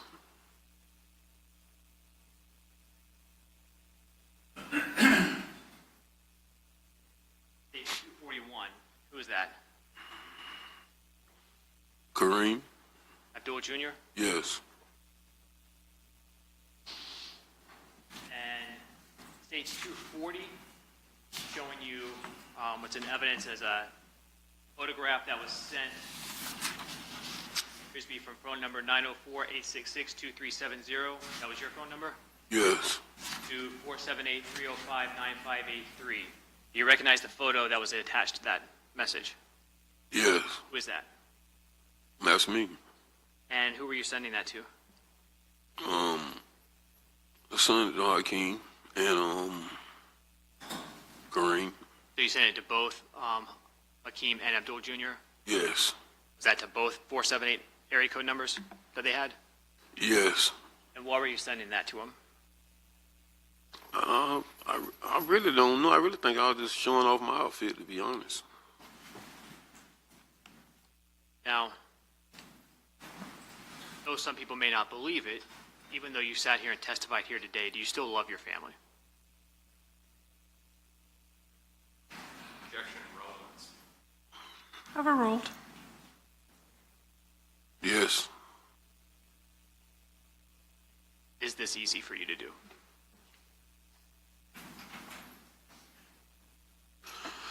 No, this is the hardest thing I ever had to do in my life. Judge, I don't have any further questions. Okay. Cross-exam from Mr. Whitaker? Thank you, Your Honor. May it please the court? Yes. You love your family, Mr. Robinson. That's what we just heard, right? Yes. I guess you love yourself. Right? Yes or no, sir? Of course. Self-love first, right? Over your children. That's the law of nature. Love yourself first. Okay. You're cooperating in this case, correct, sir? Correct. This is not your first cooperation, is it? No, You've somewhat made a career out of it, have you not? I wouldn't say career. Well, you first testified against an officer, Officer Eric Sinclair, back in Relevance. Overruled. 1999, right? Did I do what? You testified against Officer Eric Sinclair back in 1999. No, I didn't. Came forward with information. Yeah. The officer evidently didn't take it to trial, correct? Correct. But your cooperation, your testifying to the federal government caused him to enter a plea, right? I'm not going to agree with that. Okay. Well, what you probably will agree with is that your sentence was dramatically reduced, right? Yeah. I mean, isn't it true that before you talked to the federal government, what you were facing back in 1999, you could have gotten up to life imprisonment, correct? Yes. And it was reduced to 10 years, right? Nope. Substantial reduction? My time was reduced to 22 years. How much did you serve? About 10 years and 3 months, 4 months. So from life to an ultimate actual serving sentence of about 10 years. Guess what? It was a law change, and that's how my time got reduced again. Well, and your cooperation, sir. Yeah. Right? So pretty good deal you made for yourself. Yeah. You've also worked as a confidential informant for police, haven't you? Yep.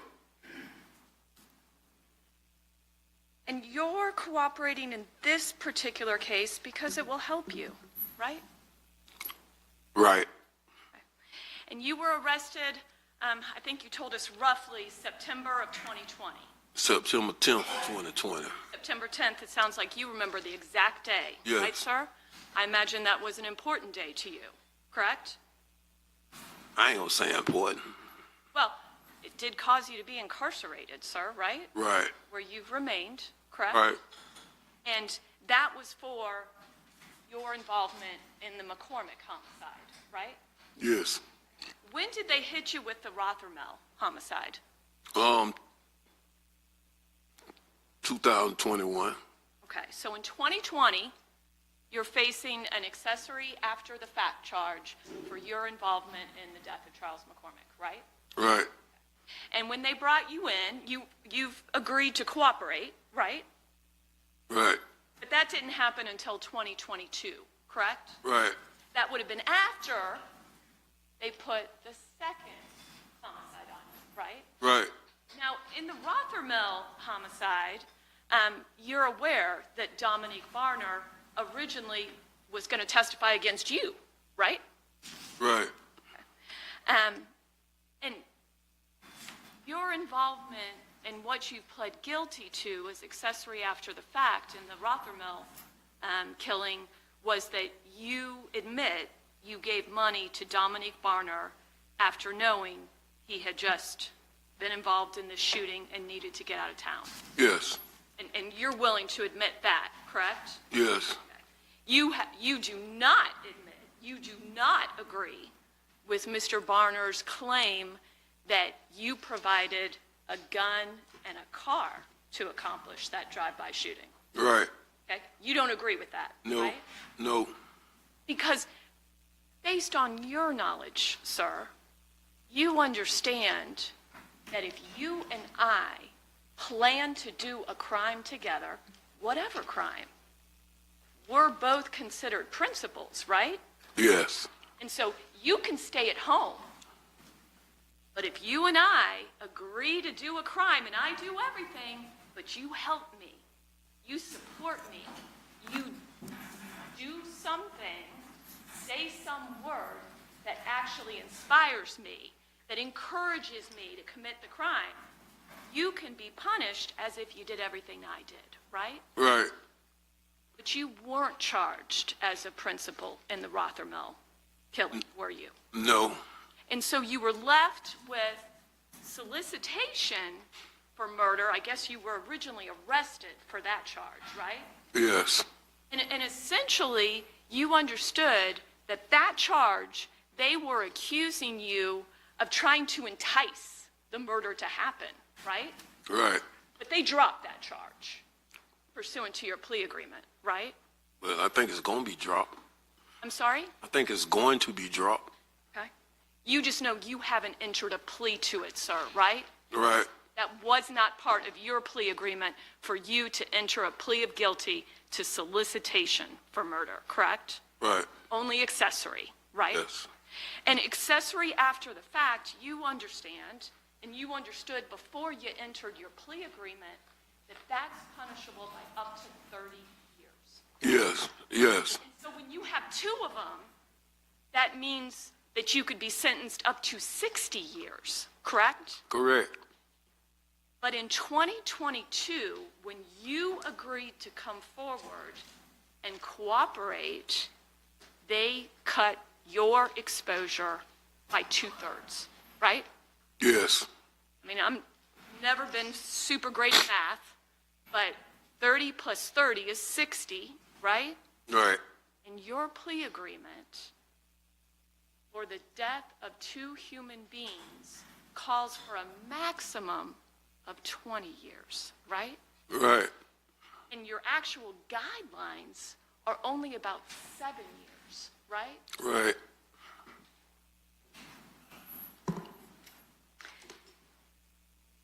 And I think you told us that that was based on your age, your health issues, and you want to be there for your younger kids, right? Yes. Would you agree with me? You weren't there for your older kids. That's why I know better this time. Okay. You did grow up with quite a bit of respect on the streets, sir, didn't you? Yep. And you personally never met Charles McCormick, Nope. but you did know who he was, correct? Yes.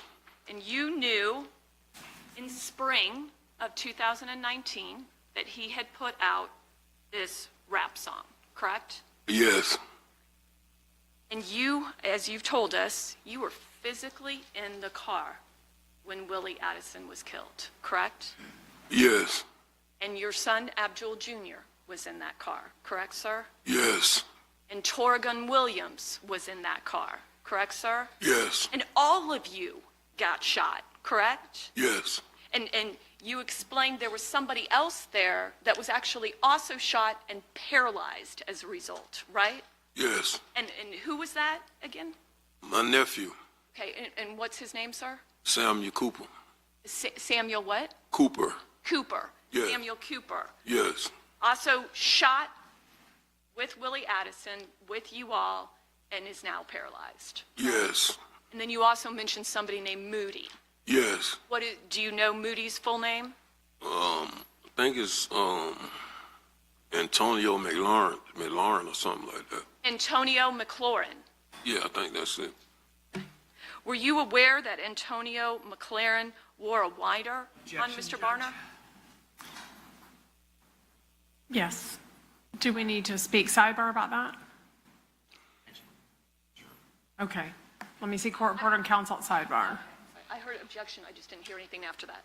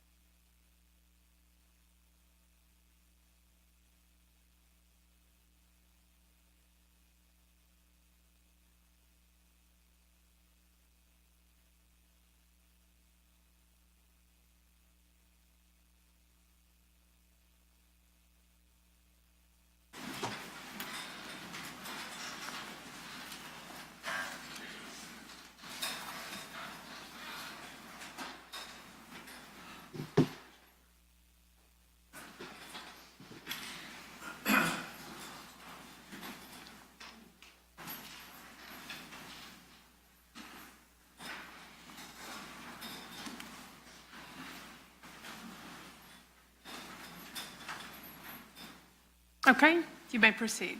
Thank you, Your Honor.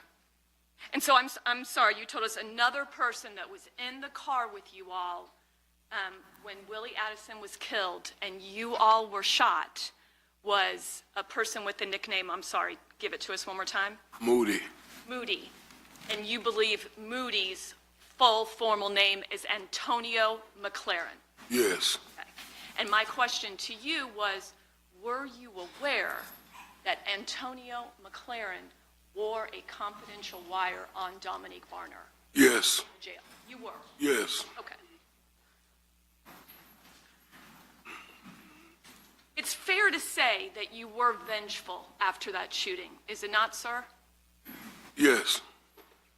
And that is, in fact, is why you were willing to be involved in what would become the attempted murder of someone named P. Money, and that resulted in the Rothermill killing. Yes.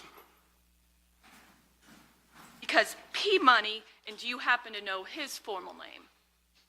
No, I don't know his full name. Okay. But you know who I'm talking about when I say P. Money, Yes. correct? Yes. He was a target for you, correct? Yes. Because you did believe he was responsible for not only killing your son, Willie Addison, but hurting everybody else, correct? Including yourself. Yes. You were not personally there during the actual shooting, of what ended up being the death of Mr. Rothermel and the attempt on P-Money, correct? Correct. But you have pled guilty to accessory after the fact for that death. Yes. And you have admitted to providing Barner with money in order to get out of town, correct? Yes.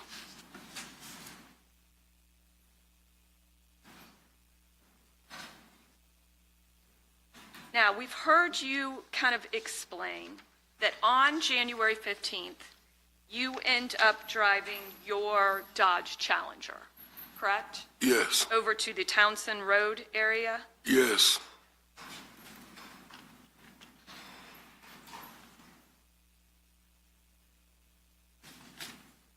And you claim that you then picked up Dominique Barner and Leroy Whitaker, correct? Yes. And I apologize for skipping around a little bit, but I just realized something I almost forgot to ask you about. How long have you known Leroy Whitaker?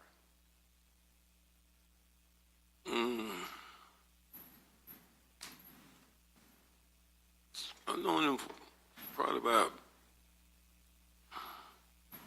a little bit more than 5 years probably now. A little bit more than 5 years, sir? Yeah, probably now. Okay. And you were born in 71 or 70? 70. In 1970, which makes you about 55 now, sir? Yeah, I'll be 55 this year. Okay.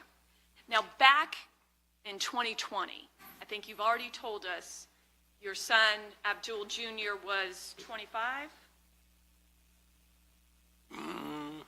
That sound right? It might be. Yeah.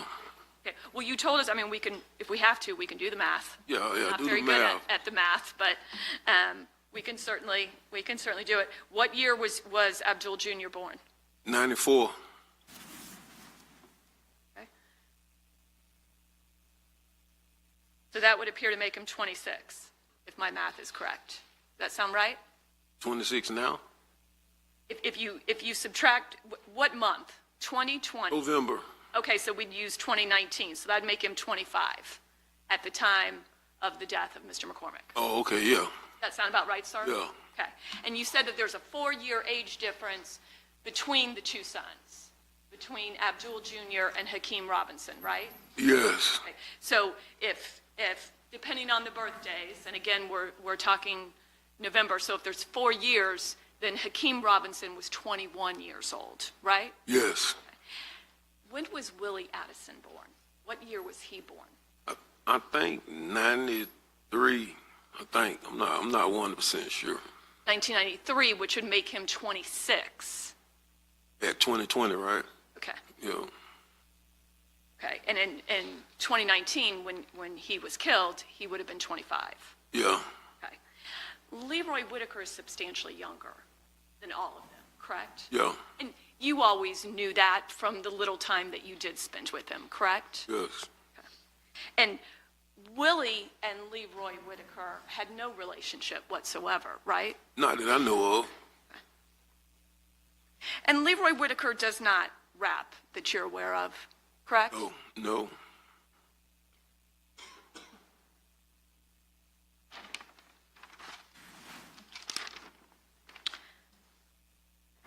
And with all of your testimony, though, you have not heard Leroy Whitaker specifically ever make any kind of statement that he wanted Charles McCormick dead, correct? Correct.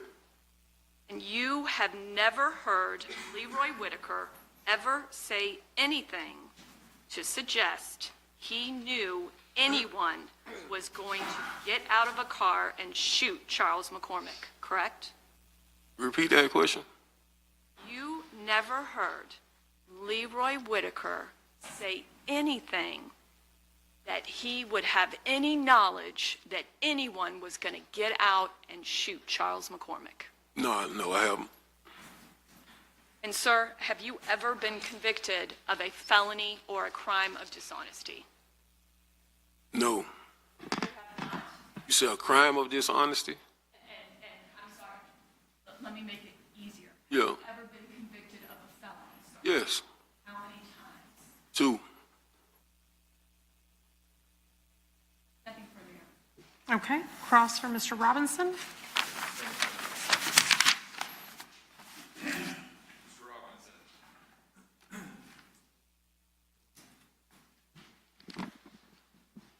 Your community, up until this point, seated right there, right? Say it again? Your community, your family, those people that know you best in this world are in this courtroom right now, right? I don't think so. You don't see family sitting there? Nope. You don't see Hakeem's mother sitting there? Oh, yeah, I see her. Now, of course, she knows you, right? Yeah, she know me. A moment ago, you said that you are a two-time convicted felon. And let's jump into the first time. In the year of 2000, you were sentenced to 262 months in federal court, correct? Yes. Hakeem was an infant at that time, right? Yes. You go away for roughly 10 years. Right. Now, you said a moment ago that, that you disagreed about cooperation. You got what's called, the government filed a 5K, right? Yes.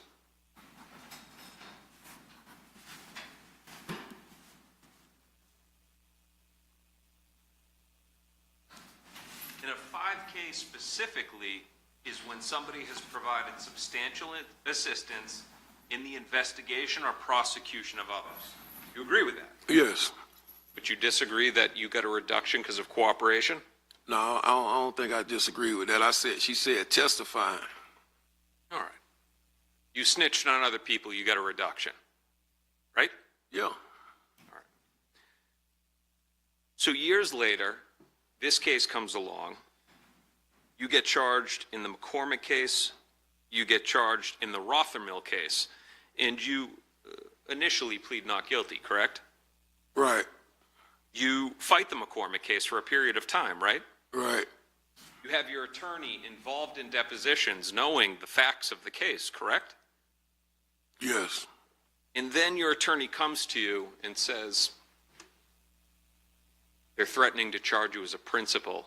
Objection, Judge. And the grounds? Privileged communications. Okay, For him to waive, Your Honor, not the government to say. okay. Well, then I'll leave it to Mr. Abdul Robinson Sr.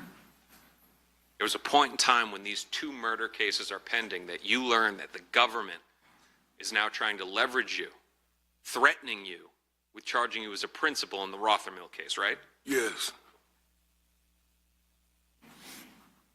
And that would have meant a life minimum mandatory for you, right? Yes. So, you agree, you cave, and astonishingly, for the second time, why is it that you only grow a conscience when you're looking at hefty prison terms? Objection, argumentative. Sustained. Just ask a question, Mr. DeCoste, without commentary.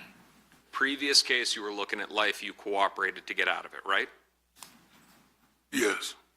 Once again, you're looking at life, and you decide to cooperate to get out of it, right? Right. Now, you're hoping that the recommendation is going to be that you serve for all of your crimes only 76 months, right? I mean, yes. All right. That's what you have in writing with the government, right? Yes. And you've served a majority of that time already. Right. So that means that within a short couple of months, maybe 12, you're going to be back walking the streets of Jacksonville. Yeah. That was the price of your testimony. Right? Right. You had to cooperate and implicate your two sons, but it got you out of custody. You say implicate them? You had to point at your sons. Let's back up for a second. At the point in time that they leverage you with life on the Rothermill case, they had already arrested your son and said that he was the one that committed it, right? Oh, no, you confusing me. Okay. Let's break it down. You said a moment ago that the government sent a message to you that they were going to basically indict you on the Rothermill case and that you were potentially looking at life. You then decided to cooperate. You remember that, right? Right. Okay. They had already, on this case, through the evidence, through the depositions that your attorney was at, they already believed that Hakeem was a shooter, right? Right. All right. So it wasn't something that you came forward and like, hey guys, let me help you understand the case. You just agreed to their narrative. No, I didn't agree to their narrative. They asked me what the conversation was when I picked them up. Okay, let's move on here. So at that point, though, they had already pointed the finger at Hakeem, right? Right. All right. So you just continued with their case. Yeah, I'm going to point at Hakeem. He was a shooter, right? I can't agree with that. You also pointed out your other son, Abdul, the one that shares your name, Abdul Kareem Robinson Jr., right? Right.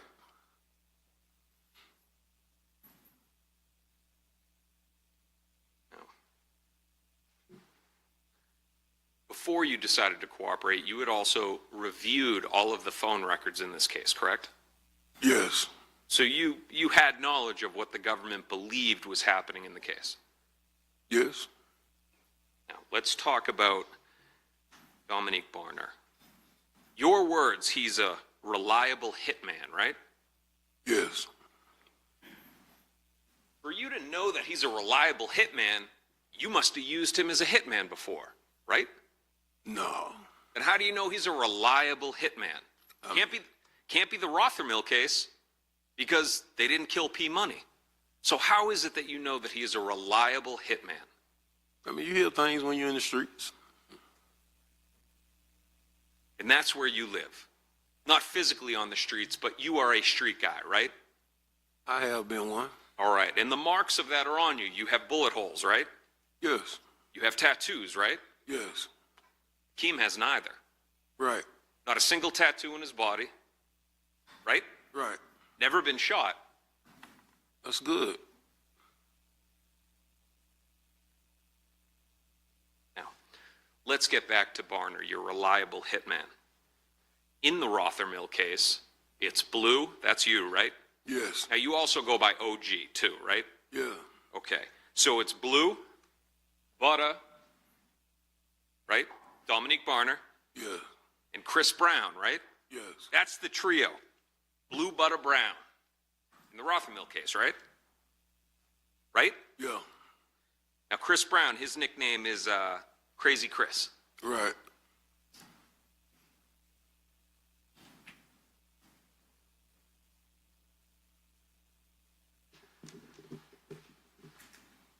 You know Chris Brown, obviously. Yes. State? All right. Your Honor, may I approach? Yes. All right, Mr. Robinson. I'm showing you it's been pre-marked. It's defense one. You know what that is, right? Yes. That's a picture of Chris Brown. Right. And you know that's a picture of Chris Brown because you committed crimes with him. No. You're denying that you committed crimes with him on the Rothermill case? Yes, I'm denying. Okay, just a moment. When there's an objection, I have to rule. What's the objection? I withdraw based on the way it was then phrased. Okay. Go ahead, ask the question. Chris Brown is a co-defendant on the Rothermill case, right? Right. And you pled guilty on that case? Yes. All right. Now, this photo fairly and accurately depicts what Chris Brown looked like in January of 2020. Yes. Defense offers, which were pre-marked as defense one. Okay, so any objection from the state? Any objection from Mr. Whitaker? No, Your Honor. Okay, then defense exhibit will be marked into evidence as defendant Robinson's number one.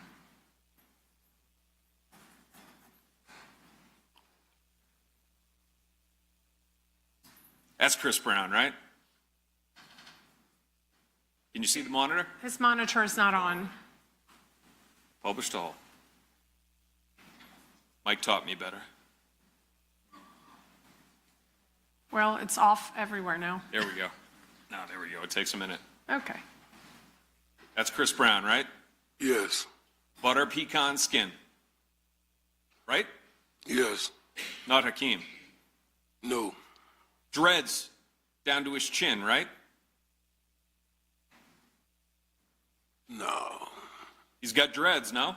Yes. Some of that hair goes down to his chin. Talking about the hair on his chin? Down to his chin. Yeah, he got hair on his chin. All right. Now, Chris Brown's right around 6 feet, maybe a little bit under. He Right. might, yeah, he might be about 6 feet, a little bit on. He's a skinny guy too, right? Yes.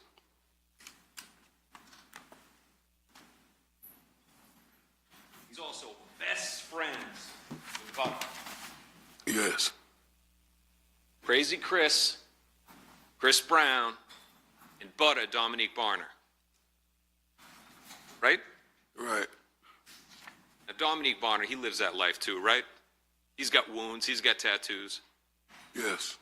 He doesn't have a future in the entertainment industry. No. None of them do. No. Now, let's talk about work. Been out of custody since, roughly 2009, July 2009, you get out of custody on that federal case. Yes. In your life, you have never filed taxes, right? No. Judge relevant. Yes, sustained.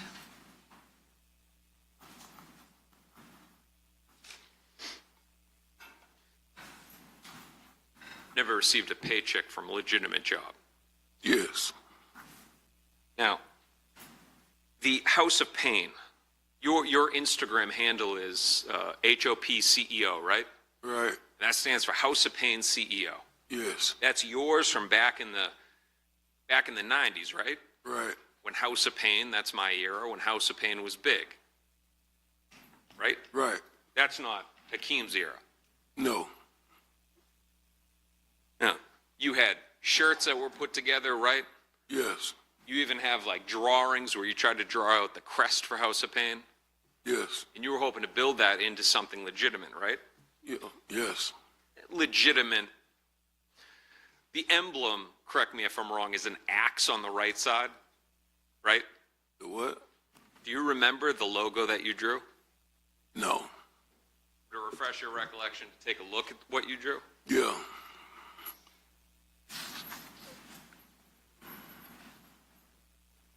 Brief moment, Your Honor.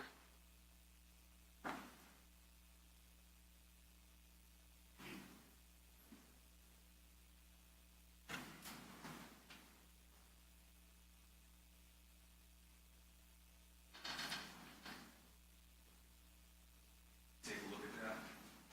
You know if that refreshes your recollection. Oh, yeah. All right, so the House of Pain logo that you created, it's got a house with bullet holes in it, right? Yeah. Below that, stacks of money, right? Right. A microphone. Under relevance. Yeah, how is this relevant? Your Honor, do you want me to go sidebar and explain? No, I'm going to sustain. Okay. A House of Pain email that the government has talked so much about today, that's also yours, right? No. So, House of Pain and everything about it is yours except the email address. Yeah, I can't remember making no email address for House of Pain.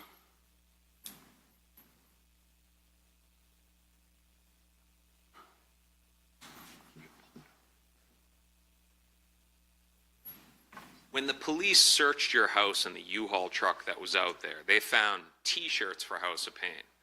They found other swag that you had made and these drawings for House of Pain, right? I don't know. I wasn't there. And again, your Instagram handle is HOPCEO. Yes. All right.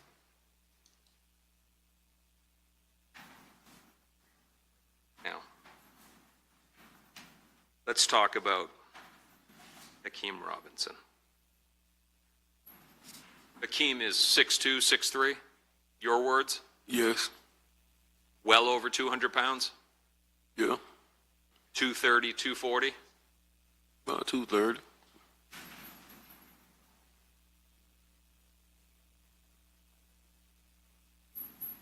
In 2019, an opportunity came his way, right? Yeah. He was close friends with another rapper by the name of Young and Ace, right? Correct. He's known Ace for a long time. Correct.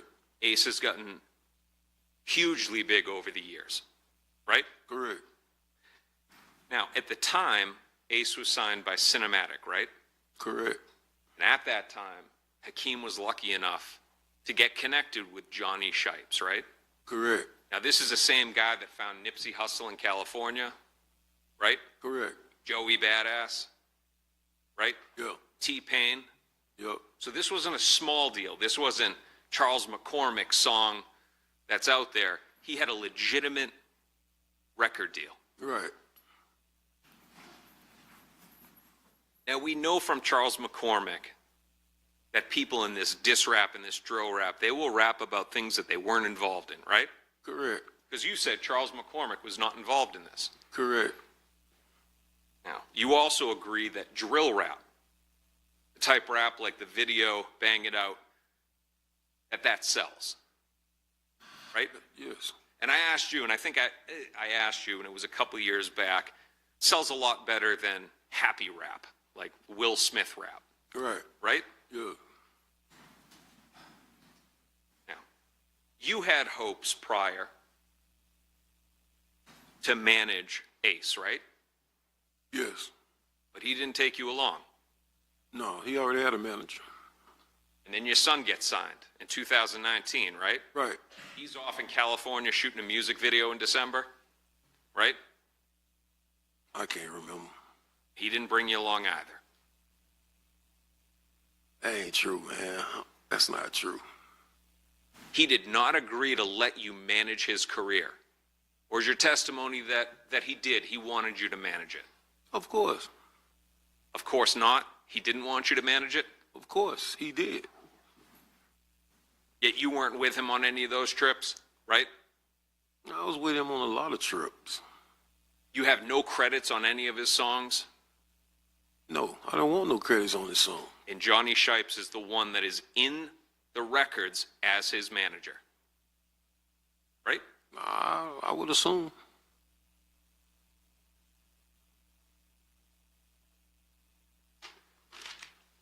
So let's now talk about the day before the murder.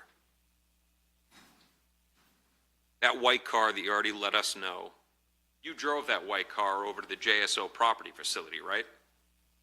Yes. You remember that? Yes. Now let's talk about the motive of others. Your testimony is that Hakeem Robinson, who was not shot, who is not biologically tied to Willie Addison like you, that somehow he had more motive than the other people that were actually shot. Right? Say that again. We're talking about the people that would have had a motive to be upset at Charles McCormick. Okay?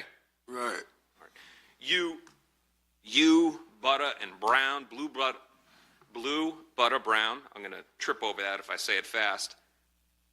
The whole thing about P Money was because you believe that he was behind Willie's murder, right? Right. Okay. So now Charles McCormick comes along and he's putting out a song. He's not signed to a record deal, right? Right. His song isn't getting any traction. Right. He's nowhere near the level of Ksoo'S, Hakeem Robinson, right? Correct. But your testimony is that was a motive enough for murder. That's your testimony, right? It's this song? Yes. Yeah. Okay. But there's a whole list of people that would be way above him to have the motive to kill Charles McCormick, right? Right. You? Nah. No? Nah. You'd have no motive to kill a guy who's basically laughing about the night that you were shot. I mean, not me. You ain't killing pro se myself? Look, all I know is this. I'll put this in a question. You claim that the phone that's used by the shooter, that's registered in your name, right? Oh, excuse me, Darrell Watts, right? Right. And we'll get to that. You allegedly burned the clothes that Butter had on him, right? Correct. You break through the police perimeter to pick up Leroy Whitaker and Barner, right? Come on, man. You exaggerating, man. You know it wasn't no police perimeter, none of that. You exaggerating now. I'm exaggerating that there wasn't drones and helicopters overhead How would I know that?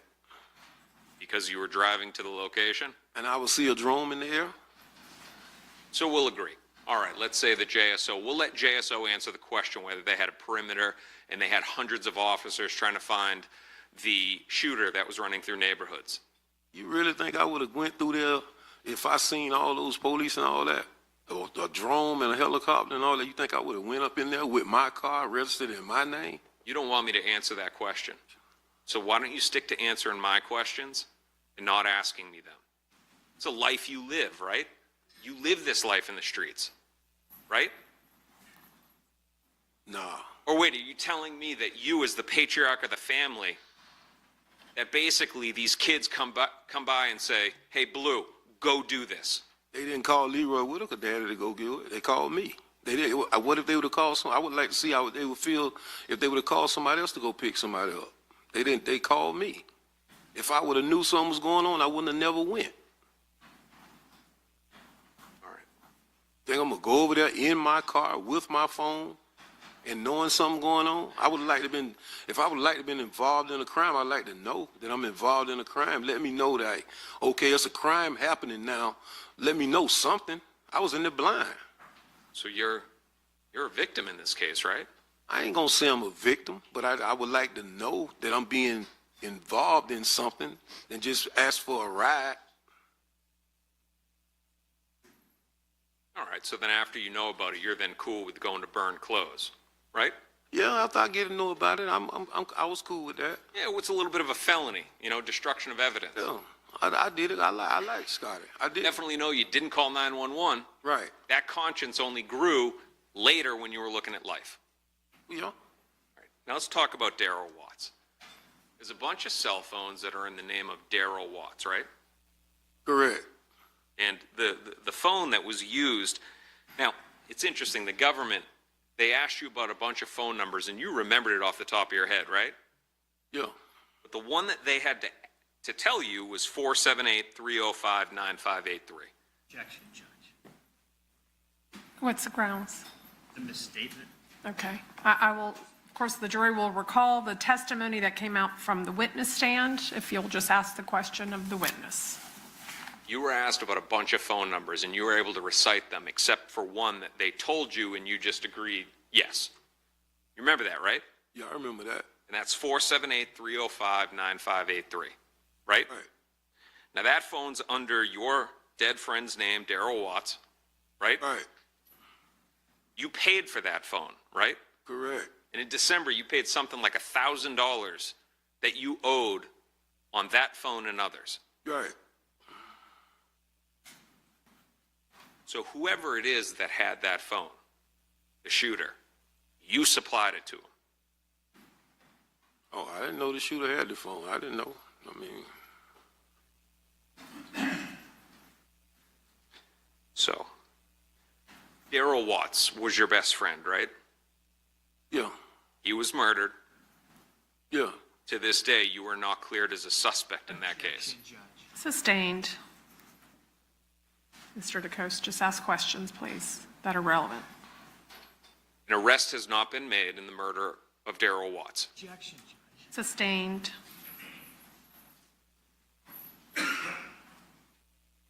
Now, you've also learned that Torgon Williams was involved in the murder of Charles McCormick, right? He was involved? Yeah. Oh, no. You don't know that? No. You were a co-defendant for a while, your attorney's going to depositions, you don't know the other people that were implicated? No. Chris Brown? In Charles' case? Yes. No, I never seen that. No, I don't know that. Janera Smith? No. But none of them have been charged. Right.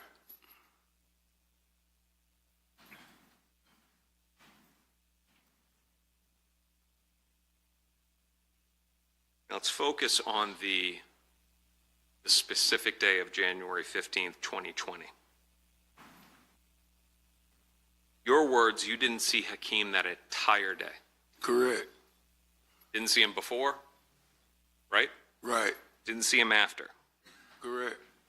Now, you said that you were worried about him, right? Correct. Well, you have all these phone numbers that you have memorized. You didn't call any of them, Correct. but you were concerned? Yes.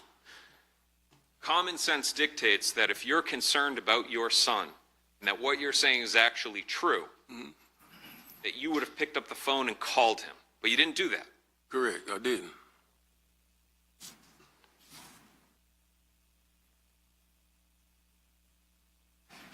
Chifton Hogan.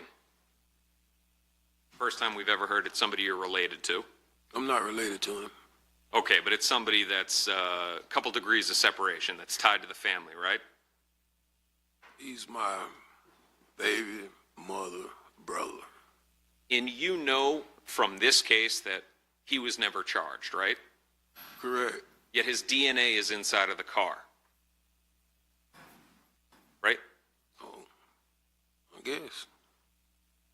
I'm not asking you to guess. I'm saying, do you know about the evidence in the case to which you pled to? Some of it. All right. Are you aware that Chifton Hogan's DNA is found inside of the car? Yeah. So you are sure now? Yeah. That would stand for the proposition that DNA can end up inside of a car without somebody ever being in it, right? I'm not sure. So, your other son, Abdul Jr., he's not here anymore, right? Correct. Your hope, something that has been discussed, you're hoping that in exchange for your testimony here today, that his case would be dropped. Right? No. You're not hoping for that? I mean, if it do, it's good. I mean, but I can't say that. So you're saying that that's not true, or you're saying it's not, or you're saying you do want your other son to be convicted? No, I'm not saying I want him to be convicted. I'm not saying that I want him to be convicted. If they drop his case because of what I'm doing, great. As long as you're protected, that's the most important thing for you, though. When you say protected, what you mean? The same thing that Ms. Schlax asked you. You said, well, you know, if they drop his, well, that would be great. But your number one priority out of all of this is you. I think I'm number 2. Sir, you come in here as a 2-time convicted felon. Because of these other cases, you'll be convicted at least 2 more times, right? Right. Correct. A lifetime of crime, right? Objection, Judge. Sustained. You'll be a 4-time convicted felon. You've already spent 10 years in prison and approximately 5 in custody on this, Correct. for a total of about 15 years in custody. Correct. Let's not forget about the 10 years that I was out free and no trouble. But then you got into trouble again. Right. I was out free from 2009 to 2020, no trouble. I understand, but coming in here today and going back to the question, your number one objective is protecting yourself. Of course. One brief moment, Your Honor. Okay.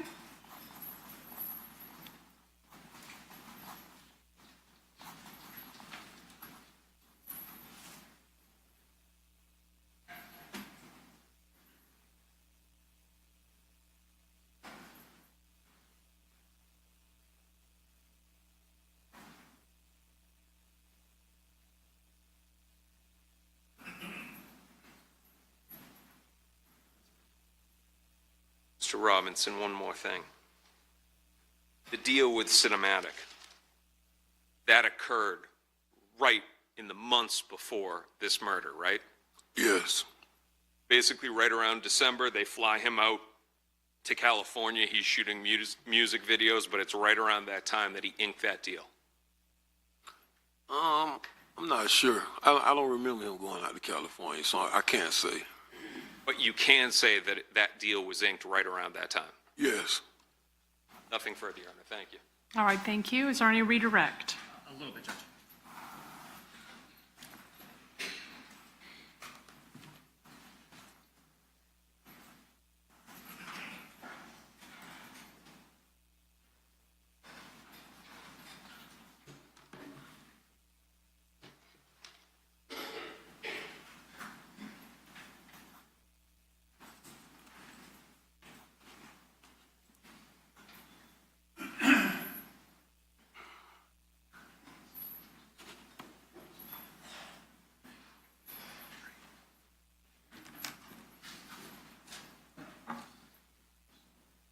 Police Court.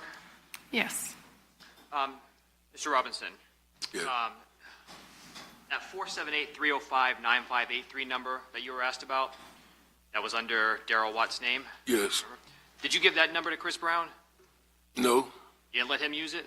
No. Sure? Positive. Now, on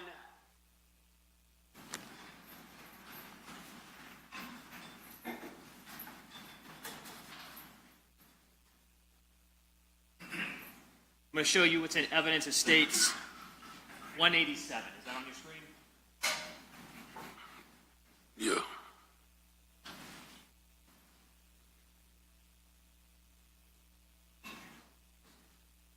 Objection outside of the scope of cross. I don't have a question. Judge, I'm going to ask about Chris Brown. Okay, then that's permissible.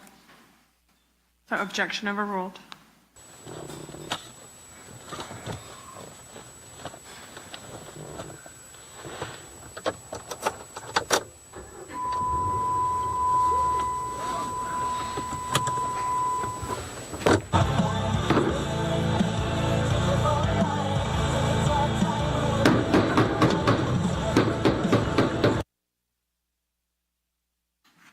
Is that Chris Brown?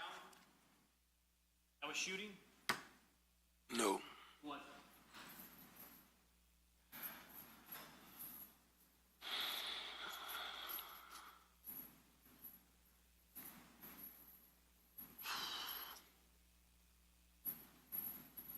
It's Hakeem. And you indicated a few moments ago that Hakeem's approximately 6'2". Have you ever measured him, or are you just going off what you believe? No, I never measured him. As he sits here today, does Hakeem Robinson look the same as he did 5 years ago?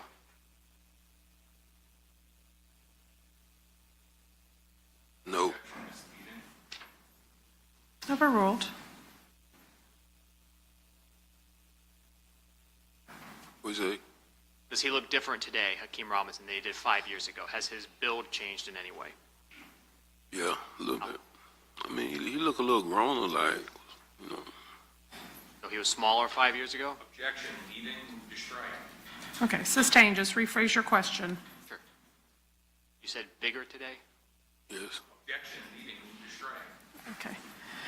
There's no evidence to strike, so I'm not striking. It's because the attorney's questions are not evidence. Anybody's attorney's questions are not evidence, but rephrase your question without leading. Judge, sorry, Mr. Robinson, I didn't hear your answer. When I asked you, how does he look different today, what was your response?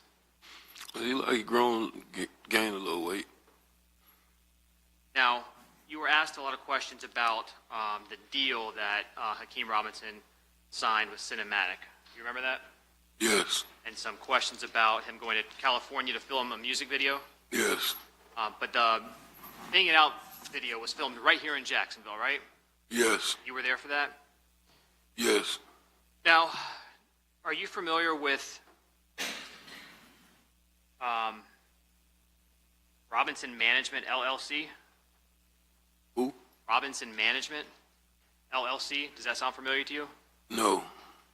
Were you involved with Hakeem Robinson's cinematic endeavors to be signed? Yes. And were you trying to assist him with that and manage him with that? Yes. Did you? Yes. Were you in fact in communication with people from Cinematic? Yes.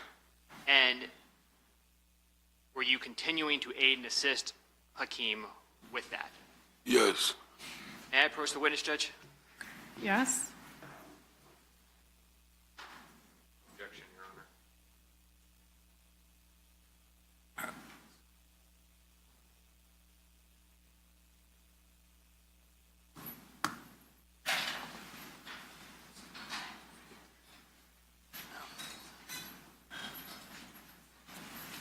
I'll try.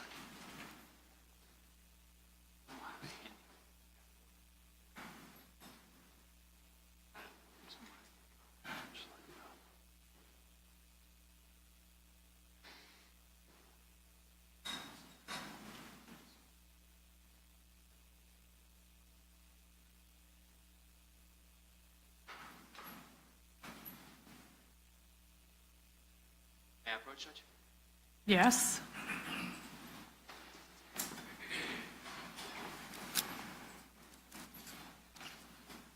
Showing you a document.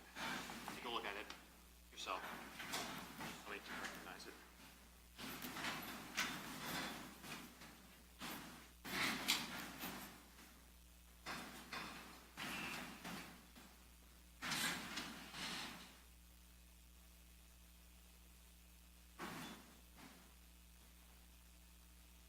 Yes.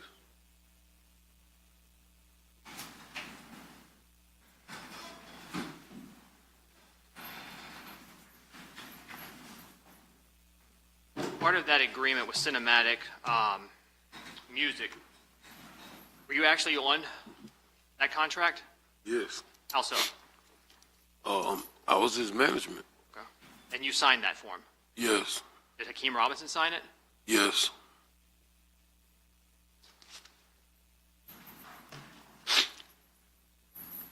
One moment, Judge.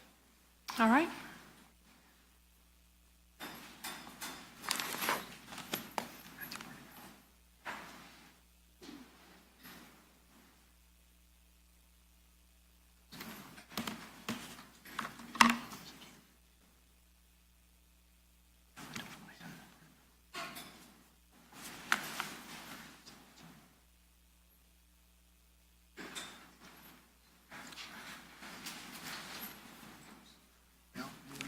That's all, Judge. Thank you. All right, may this witness be excused. Request for recross, Your Honor. Okay, but it's very limited to redirect. Mr. Robinson, you were shown that video, right? Yes. Government asked you who that was, right? Yes. If you said anybody other than Hakeem, you'd still be looking at life, right? Yes. Nothing further. All right, may this witness be excused. Yes, Judge. All right, thank you.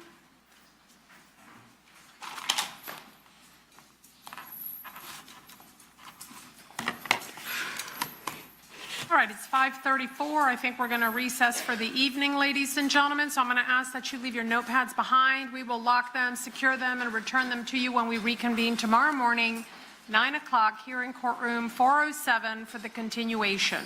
Let me remind you that during this overnight recess, of course, you're not to talk about the case among yourselves or with anyone else.